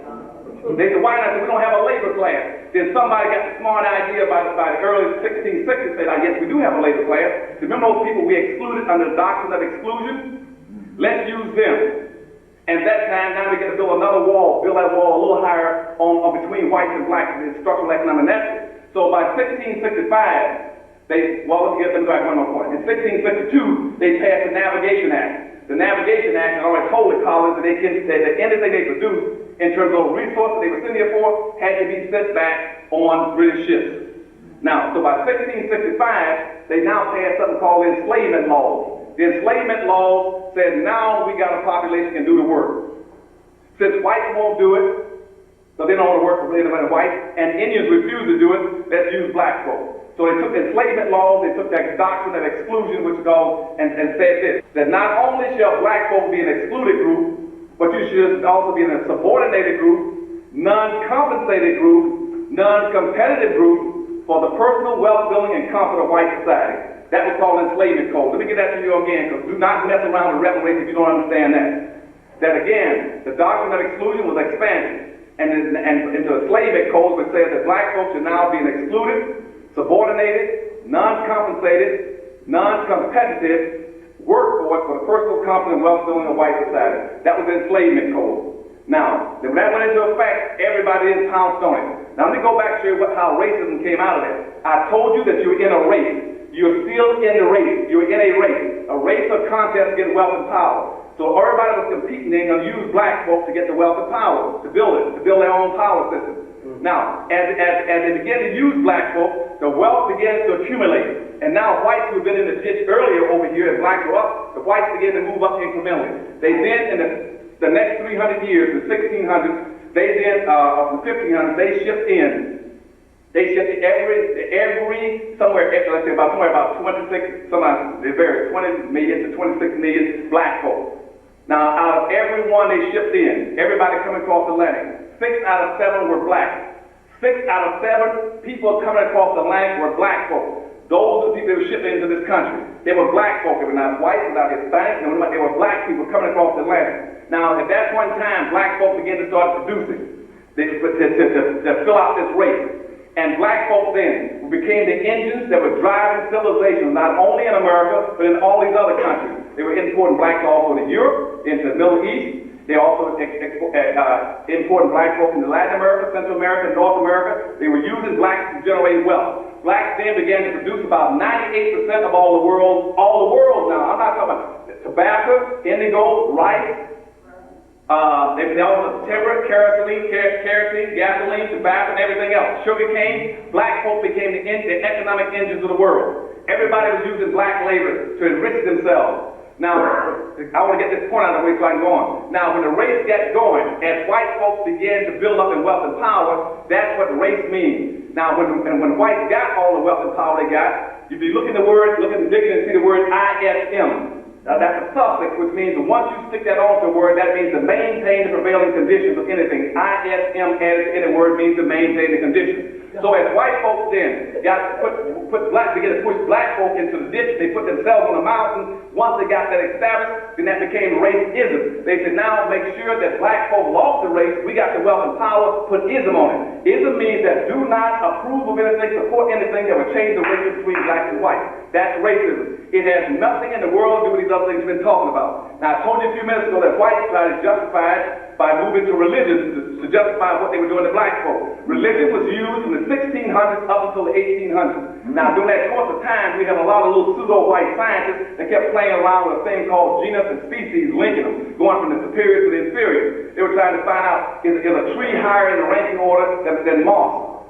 or microbes? Is a cow higher in order than a mouse? They started playing these kind of games and linking things from the top to the bottom in a vertical order. And they did that. One guy picked it up. Name was Charles Darwin. And so by 1859, on the eve of the Civil War, he came out with a whole concept called the origin of the species, or the survival of the fittest, the survival of the strongest. And what he did, he looked in and saw that because of this race that we were in to develop wealth and power, that black folk had been put into a ditch and white folk on the top of the mountain. He said, aha! Since black folk on the bottom and white folk on the top, so therefore black folk must be inferior and white folk must be superior. And then he came up with a whole concept and switched the whole thing over from religion now that King James has set up. It now switched to biology and said that now there must be a biological race. And I still see a lot of our foolish black professors all around America keep talking about debating whether or not there's a damn black race or white. Who cares? That ain't the issue. It has nothing to do with whether or not there's a black race or a white race. It has to do with economic inequalities that have been structurally built. And now when we took off from Charles Darwin, then from 1859 until 1960, everybody kept talking about it in terms of a biological race. Blacks are a biological race, biological race. And then during the civil rights movement, it switched from a biological race, it switched to an attitude. To where now racism is an attitude, whether or not you like people, whether or not you hate people, what is hatred, what is bigotry, what is discrimination, what is bias, what is prejudice, all that stuff is totally immaterial again. It has nothing to do with getting black folk out of a hole. Everybody is prejudiced. You got a right to be prejudiced. All prejudice means you got a preconceived value that you place on something. You have to be prejudiced to be able to live in this society. Discrimination means you can now, based on that prejudice, you're going to make a choice. Do you want chocolate ice cream or do you want vanilla? Do you want to turn right, do you want to turn left? That's discrimination. You make a choice. That has nothing to do with racism. Racism is a structural economic inequity between groups of people for power and wealth. And now what has happened now is that that's why we can't correct it. And that's why you never ever see a white racist as long as you live. Because now it's an attitude. As long as they can convince black folk to get along, they don't hate black folk and they don't have anything against black folk, but there's no more racism. That's not the issue. You got to go back to the original concept of racism, which was to build a structural economic inequity between whites and blacks. And that's what happened. So they built this structural economic thing between blacks and whites, and here's how they did it. I go back now and pick up in 1672. In 1672, after they passed the thing about religion, then they said that no black person could be baptized to make sure that there's no way he could even hook up with any religion. So religions then make sure black folk couldn't get out of the box. So they passed a law saying a slave could not be baptized. Then I go up to about 1705. 1705, then they said, well, look, we got all this, this is a good thing we got going. We got all these Negroes we bring into the country. So they started putting out advertisements all over Europe saying, don't worry about the labor anymore. We got all the free labor you need. And that's what Jeffrey is talking about, labor. We got all the free labor. We got all the free land. And so starting about 1704, 1705, they had literature going all over Europe saying anybody who wants to get rich, go to America. We guarantee you, we'll give you free land and free labor. You got to be an idiot not to come here and not get rich. And so everything that was white began to pour into America. They weren't coming looking for no damn religious freedom. They were coming looking for free land and free labor. And so what they did at that point, they created in 1705 what's called the slave code. The slave code then said, look, this is a good thing. But now we got to learn how to control it. We got to build in some external controls so we can maintain these relationships. If we're going to put blacks in the ditch and whites now for the first time in about 500-600 years going to be on the mountain, we must structure some kind of a concept that will keep whites on the mountain, blacks in the ditch. They enacted what's called a slave code in 1705. The slave code defined in very specific terms how black folk were to act. How black folk could not, and under no circumstances, compete with or challenge whites for power and wealth. Y'all understand what I'm saying? Yeah. That you must stay subordinate, that you must stay according to the slavery law, you must stay subordinate, you must stay non-competitive, you must stay excluded, you must be don't look for compensation, don't look for any money, anything else. And you cannot raise your hand. If you're getting whipped, you cannot strike a white person, you can't carry a weapon, you can't carry a tool, you cannot try to escape. All this stuff is put into the slave code, defining that black folk will stay on the bottom. Now, at the same time, that slave code also wrote what created that inequality Bob wants me to tell you about. It was told how white folks were to act, that they were always to act superior, that no white person was authorized to ever lift a black man up to make him equal to a white person, because he'd be violating those laws of making black folk equal.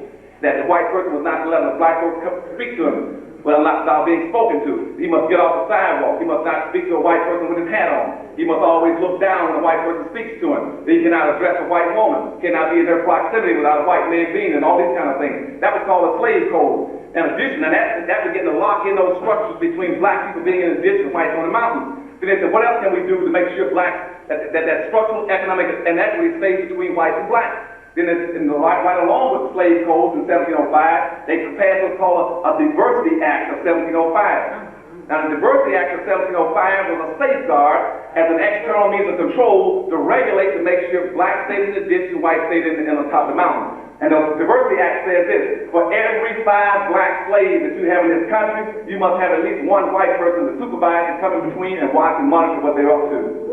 And so at that point in time, they'd gotten most of the whites out of Europe. They didn't have any more, so they started cleaning out the prisons and insane asylums in Europe and sending them to the United States. And they set up Georgia. Georgia became a filter there.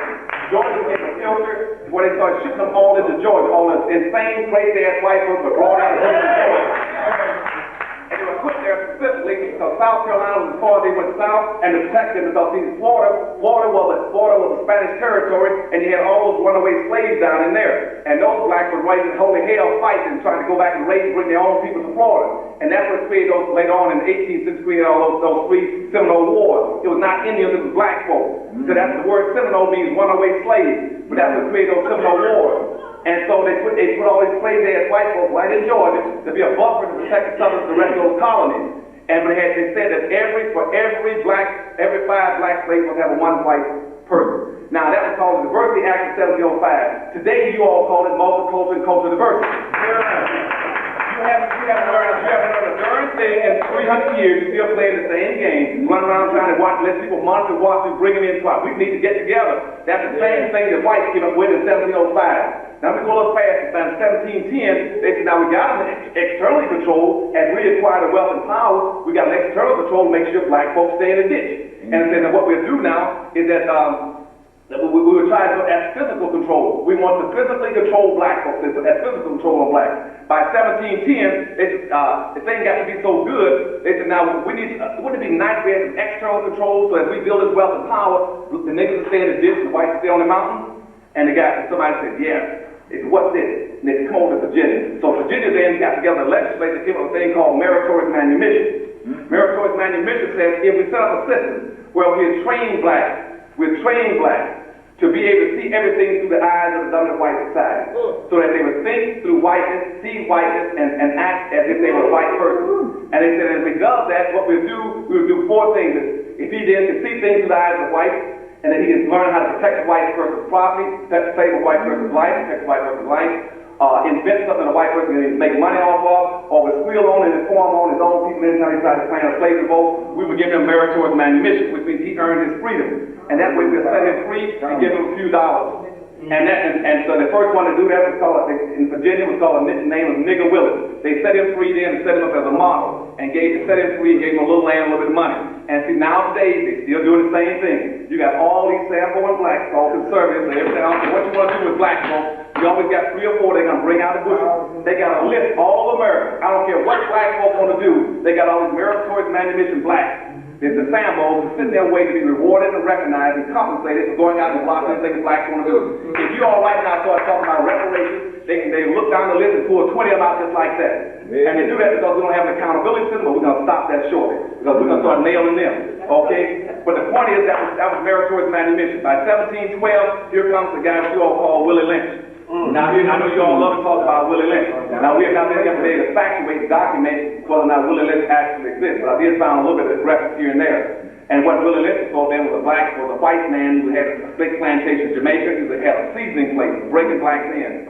And he then heard about meritorious manumission in Virginia, in Jamestown. He then called a boat, and 2 years later he arrived up here in Virginia and met with the colonists and said, let me be a consultant, let me go around the country and show y'all how to treat these niggas, break them in and seize them. And I guarantee you I can separate them so they never come together again. But what he's saying I'm going to do, he said, not only since you already have conditioned them to see everything through the eyes of white society, I'm now going to teach you how to divide them up so they never come together. By teaching them to go against each other. Whenever an issue breaks, have the black women talk about gender issues rather than staying on the black issues.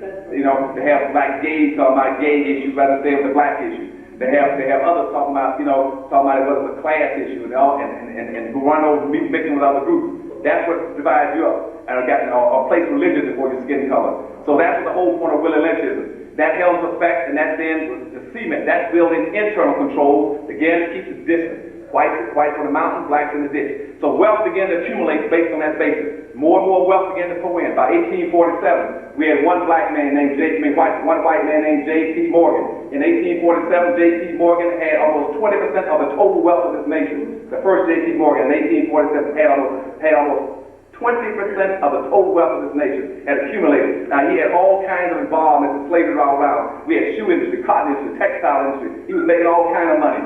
At that point in time, in this nation, the whites had invested over $8 billion just in black slavery. That was the biggest budget in the entire United States. Whites had invested more money in black slaves by 1840 than they had in total amount of money in all levels of government and all the businesses in the entire United States. That's where your wealth was accumulating. The wealth was accumulating so fast that a white person in the United States who had had 2 slaves in the South had the total equivalent wealth of an average white person north by his house, his animals, his tools, and his money. As a matter of fact, a white man with 2 slaves had a walking express card. He didn't have to work. All he did was get up in the morning and send them out and lease slaves. As a matter of fact, if you ever call a gang system where you had 100 slaves in the South, that 100 slaves then, a gang system, that made that wealth, that white person so wealthy, he had over 400 times the wealth of any white person living in the North. So all your wealth was locked into the South. And that's why that's really the basis of the Civil War. The whites were fighting to redistribute the wealth. They wanted the wealth redistributed. The war was not fought over black folk. Nobody gave a damn about black folk. As a matter of fact, one survey was conducted in 1860 on what people felt about slavery, because the slavery issue was pretty hot. They found that less than 1/2 or 1% of any white person in the United States wanted slaves free. So when you start talking about reparations, you're going to hear white folks run this game on you about, we went out and fought to get the free blacks in the Civil War. The survey shows that less than 1/2 of all the white people in the United States were for freeing black folk. Remember that. They were not interested in freeing black folk. The issue was over the wealth and power. What had happened was that the whites in the South had all the wealth, had the wealth power, they had the political power. Because they came up with that thing about three-fifths of a human being were black slaves. That 3/5 of a human being was not necessarily to evaluate black folk. It was to give white folks in the South an advantage in politics. They were counting those blacks in the voting system and saying, I'm representing those blacks,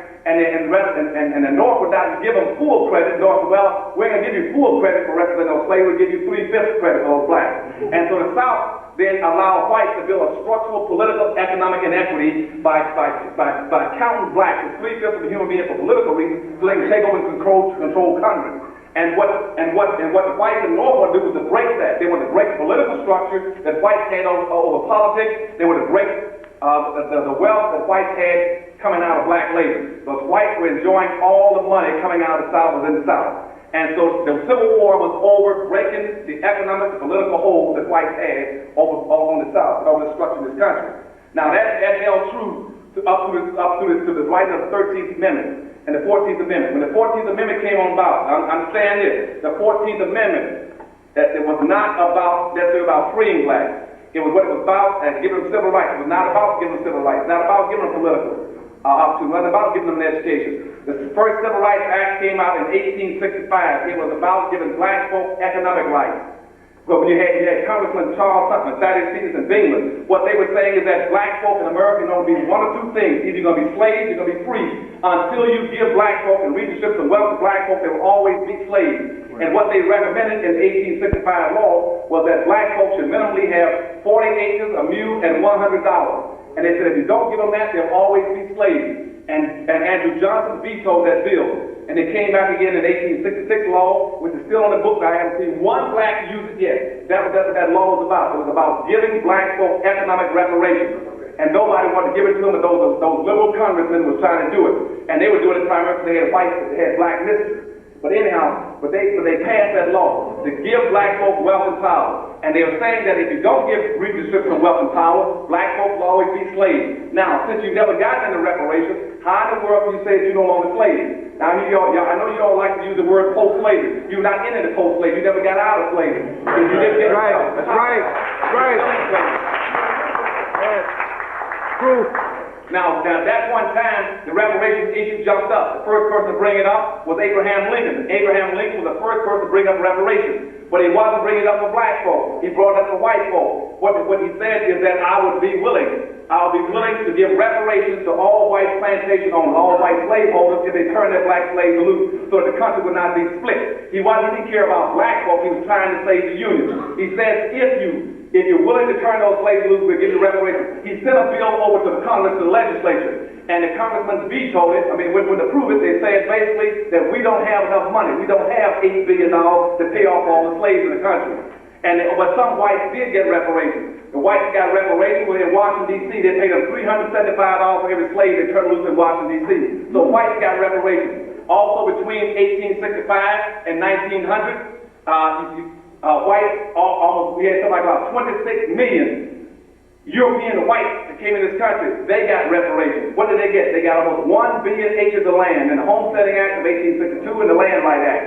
They got almost 1 billion acres of land. But at the same time, they turned loose those black slaves. They would not let them get in the land. Why? Because again, they were trying to create that structural economic inequity. So black folk were denied the right to get land by the last Homesteading Act of 1862, which did not expire until 1900. Black slaves coming out of slavery should have gotten that. Blacks should be raised in holy hell by that law when the Attorney General of the United States says niggas are entitled to get that land, even though the law was on the books and anybody could get it. Even when black folk were free, any citizens could have gotten that land between 1862 and 1900, and black folk didn't get an acre. But 26 million white Europeans came in and got it to build a wall between blacks and whites higher in terms of wealth and equity. And so they got the wealth and power, got it. At the same time also, as this wealth was beginning to build, we had black folk at that time who didn't understand this and don't understand today, that the 14th Amendment, you're going to go for reparations, go back to that 14th Amendment. And I don't care what any white person tells you in the United States, you can now sue for reparations using the 14th Amendment. Listen to me.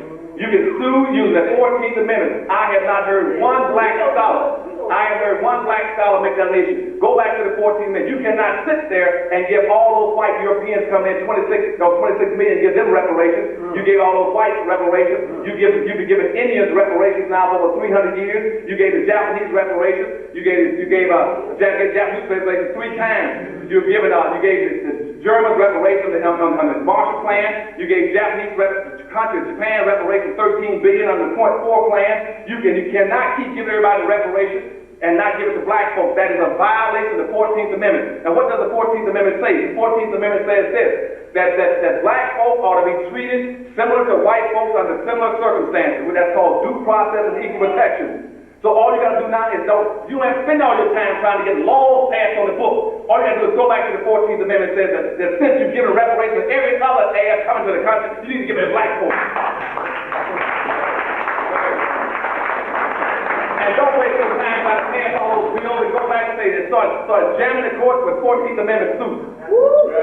Y'all understand what I'm saying to you? You start jamming suits. Now, another thing they try to trick you on is that in 1860, because in 1857, we had the Dred Scott decision. At that time, there was no 14th Amendment. And white folk got all their rights out of what we call the 5th Amendment. The 5th Amendment gave white folks their rights. That's how they shut Dred Scott down. See, Dred Scott was fighting for his independence and his right to be free. But white folks then used the 5th Amendment and said that you don't have the right to support our rights. Whites had the 5th Amendment as their right. And that's how they shut it down in 1857. Now, after the 14th Amendment came in 1867, now what white folks are doing is going back and laying claim, trying to take the 14th Amendment from you all. They take the 14th Amendment claim, it is for everybody. The 14th Amendment was not written for everybody. It was written strictly and solely for black folk. You must go back and take all that enabling legislation and all those issues and say it was written strictly for black folk. It was not written for Mexicans, Hispanics, Arabs, midgets, humpbacks, lesbians, nobody but black folk. You go back and take it and use it for yourself. If you let them keep the 14th Amendment, you'll never get out of the hole. Because everything you do, they're going to claim there's reverse discrimination by using your weapon against you. And you must go back now and start making legal cases in this country that the 14th Amendment was written for black folk and black folk only. And don't let all these other groups use it. That's how they got you trapped. What they did, they pulled the car into the garage too far, like in forward discrimination, and now the minute you want to pull it out, pull it back, they say, no, you got to put it in neutral. That's reverse discrimination. There is no such thing as reverse discrimination. And the mere fact that whites would mention the word reverse discrimination automatically implies that there must have been some forward discrimination. And what you must say is that we don't want to hear that stuff. But I'm going to sit down because I'm hot now, you're hot now, I can talk a long time. But let me say, give it 2, 3 points and then I'm going to conclude. One, be wary of all these objections they're going to bring to reparations. One, they're going to tell you that white folks have no obligation to you. You go back and use all the data that's in black labor white wealth, and you'll be able to show in all terms how whites got their wealth. Okay? And I'm not going to molest you and tell us to give you a lot of redundant information, but I'll let you that book to show you everything, how Wall Street was regulated off of black slaves in this country. You go find all that data. They're going to tell you that you can prove, and beyond any doubt, that whites built the entire world, we built the entire world's economic structure off of black labor. That's in there. It's documented for you. Now, the second thing they're going to tell you is that, well, my daddy, my people never owned a slave, and my people weren't even in the country. And that's fine. When they tell you that, you say, that's good, that you weren't in the country. Now you owe double benefits. Double obligations. Anybody who's not in this country, that's come to the country since slavery, have an even greater obligation than the ones that were here. Because they came in and got a free ride off of black folks. And see, if black folk had not built this country to where it was an acceptable, attractive place for them to come to, they wouldn't have been able to come here in the first place. That's right. So they owe you for making the country so nice and so attractive they came here in the first place. So they owe you twice. So you jump on them and say, no. So they jump up and open their mouths, nail them, use that against them. They say, well, my parents weren't here and I came here, I'm a recent immigrant. You said, then you're going to pay double taxes. You tax them twice. And that way they quit saying that. Thirdly, they tell you stuff about, well, white man, we fought the Civil War. to free black folk. Remember that. Because you didn't fight the war to free black folk. You fought to try to redistribute the wealth and resources out of the South to the North so you can take over the government and control it. So you can use that money well and then go develop the West. Okay? So don't listen to that lie. And last thing, I'll tell you something about, it won't help black folks give them the money. No, it won't. But here's what you need to do. Tell them we don't want necessarily direct money to give an individual. We must be very creative. You must get your money in reparations in a lot of forms. One, there can be some direct compensation to those people to show a direct relationship. We'll take that money. Two, we want a lot of money put into economic development banks around this country where we can go borrow it to build businesses. Three, I want black folks to also be able to get everything the Indians got. I want to start tracking the Indians in the United States. Tracking the Indians. Now, Indians, don't worry about the Japanese, don't worry about the Jews in terms of reparations. Follow the Indians. Only Indians and blacks are spelled out in the Constitution. And Indians got benefits that we didn't get. Indians are now in a protected class. Indians in a protected class. And what means that they're getting privileges and benefits that black folks should have gotten. Now, nobody's ever done anything to Indians, and yet you hear white folks say, well, slavery ended 140 years ago, we don't own black folk anything. If slavery ended 140 years ago, and you don't own blacks anything, why in the world are you still taking care of Indians? You know, Indians have never done anything of significance. They didn't own the land in the first place. The land was out there available free. Now, why are you still compensating Indians? Every state has an Indian Commission. We have a federal Indian Bureau that puts in money every year, $27,000 for every American Indian. We got the Indian Bureau giving $170 million every year to the Cherokee and only $155,000 of them. Now they get money. They got 237 reservations and 257 gambling casinos. And then those gambling casinos make more money than all the black businesses in the United States put together. Indians are in a protected class. Now how they get in that protected class? I want my people in the same protected class. I was in that one. And I don't care if any of you here don't want to be in the protected class, you go about your business. I want to be in the protected class, okay? Now, here's how they got into a protected class. Indians said, look, they said, we are defenseless, powerless people because you beat the hell out of us. And they said, yes, we did. Listen, now then we got an obligation to protect you. And so they put the Indians in that category. Exactly, Indians say, now you took our land, so we can now lay what we call natural right claims against the land, so that way you owe an indebtedness to us. Black folks should do the same thing. Instead of natural rights against the land, you should be laying a claim against natural, what we call natural law. Natural law means that any place on earth, all laws are based on the fact you cannot dutifully deprive a group of people of the fruits of their labor. You cannot. That's the whole basis of all law, is that you cannot take away the fruits of a person's labor. Blacks will lay a claim based on natural law, and then go out and say, we want to be in that same position.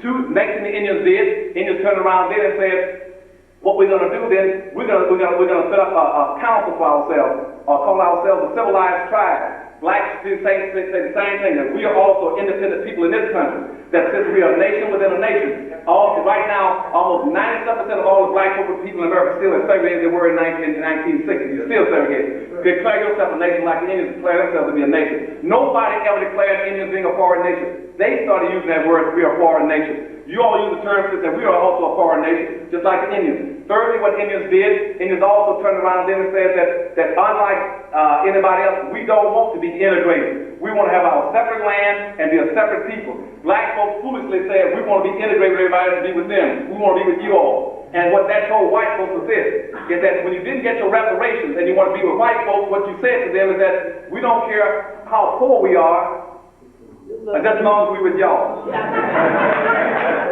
And all them little things in there, y'all know what I'm saying? And so that's about as foolish as you can get. Indians said, no, we're going to still be by ourselves. So what Indians got then, I want y'all to get, they got tax exempt status. I want y'all to look for tax exempt status.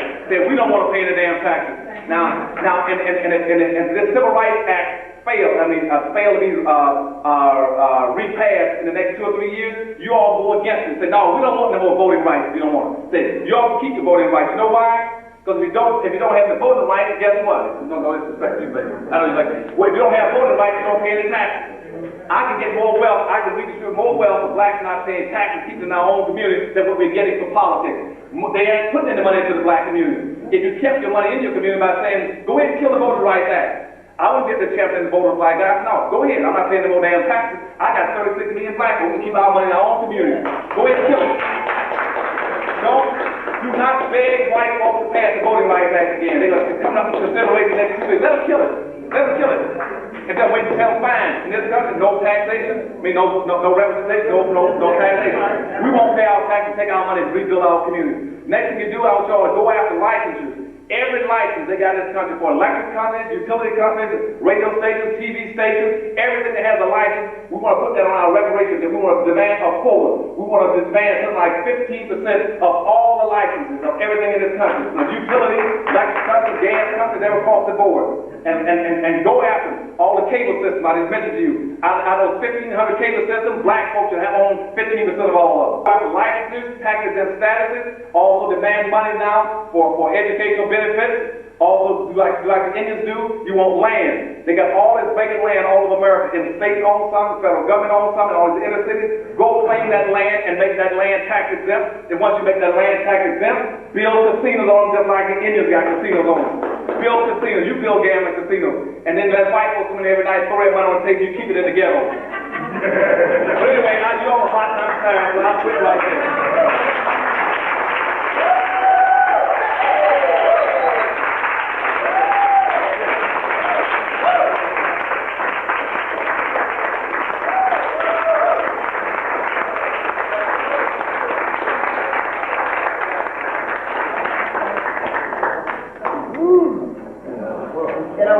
Don't just walk out.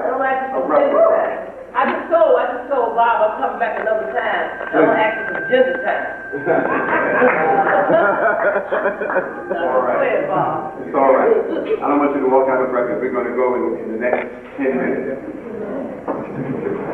As you all might know right now, in the Power Limits Enterprise Corporation, we're now listed on Wall Street. What I did, I spent $280,000 and about 14 months to try to put black folk as a race on Wall Street. We're now listed on the PEC Corporation. We're now selling stock on initial public offering. This is the first time in the history of this nation we have a chance to build industries and own industries. We're going to now try to take the seafood industry, which is a $104 billion industry. Black folk can now take the seafood industry. We got one factory up. We're going to build factories across America. We've been selling stock now for about 90 days. We didn't raise enough money. I just got an extension. And most of the poor blacks are buying it in the United States. We haven't got one penny out of New York. If we don't sell this stock and get enough money, in the next 29 days, I got about 4 white companies. One is the International Production Bank in Germany. They're going to take all this stuff away from you. Now, you got a chance to build your own seafood industry. Why am I saying that? Is because any fish you keep catching the sea, now got worms in it, and PCB, lead, and mercury. Seafood is dying out around the world. That's the next big source of food. It's seafood. Now, and 43% of all the seafood around America, we're going to raise our own seafood in the ghettos, in factories, warehouses inside the United States. Most of our buildings will be about 5 or 6 blocks long, just like a General Motors building. I got special technology, special tanks to raise seafood. We're going to be bringing in shellfish from the island. We're going to set up black businesses across America, restaurants, sit-down restaurants, walk-in restaurants, fast food restaurants, fresh markets. We're going to control the seafood industry. Why the industry? Because we got an advantage in there. We control the top. Black folks eat 3 to 4 times more seafood than whites. We spend $9 for every $1 white spend. If we got the top, all we got to do is go to the bottom and start producing and manufacturing. And we got the technology now. We're selling the stock. And I got to figure out, I need your help to raise enough money. The stock sells for $8 a share. $8 a share. We need to buy this fast. My biggest problem right now in California, blacks are buying like crazy, and also Ohio and Michigan. But the problem is that I can't get to you all in this city. I don't know how to communicate with you. You don't have the radios in the book here. Whites will shut you down. You got to spread the word. You got to buy the stock fast. And if I don't raise enough money in the next 29 days, we got to give up that industry. That's the first time we will ever have a chance to own industry. It'll probably be the last time you ever have. Let me give you a number to call. Write down this number. Tell everybody to call this number. Call Thomas Lomax. Thomas Lomax. Call him at 215-822-1561 for the stock. Again, that's Thomas Lomax. That's 215-822-1561. We're going to put blacks in the seafood business like Bob Law is going into. We're going to own the seafood industry from the bottom to the top. That means produce it, manufacture it, wholesale it, warehouse it, distribute it, retail it, and consume it, okay? That's going to be our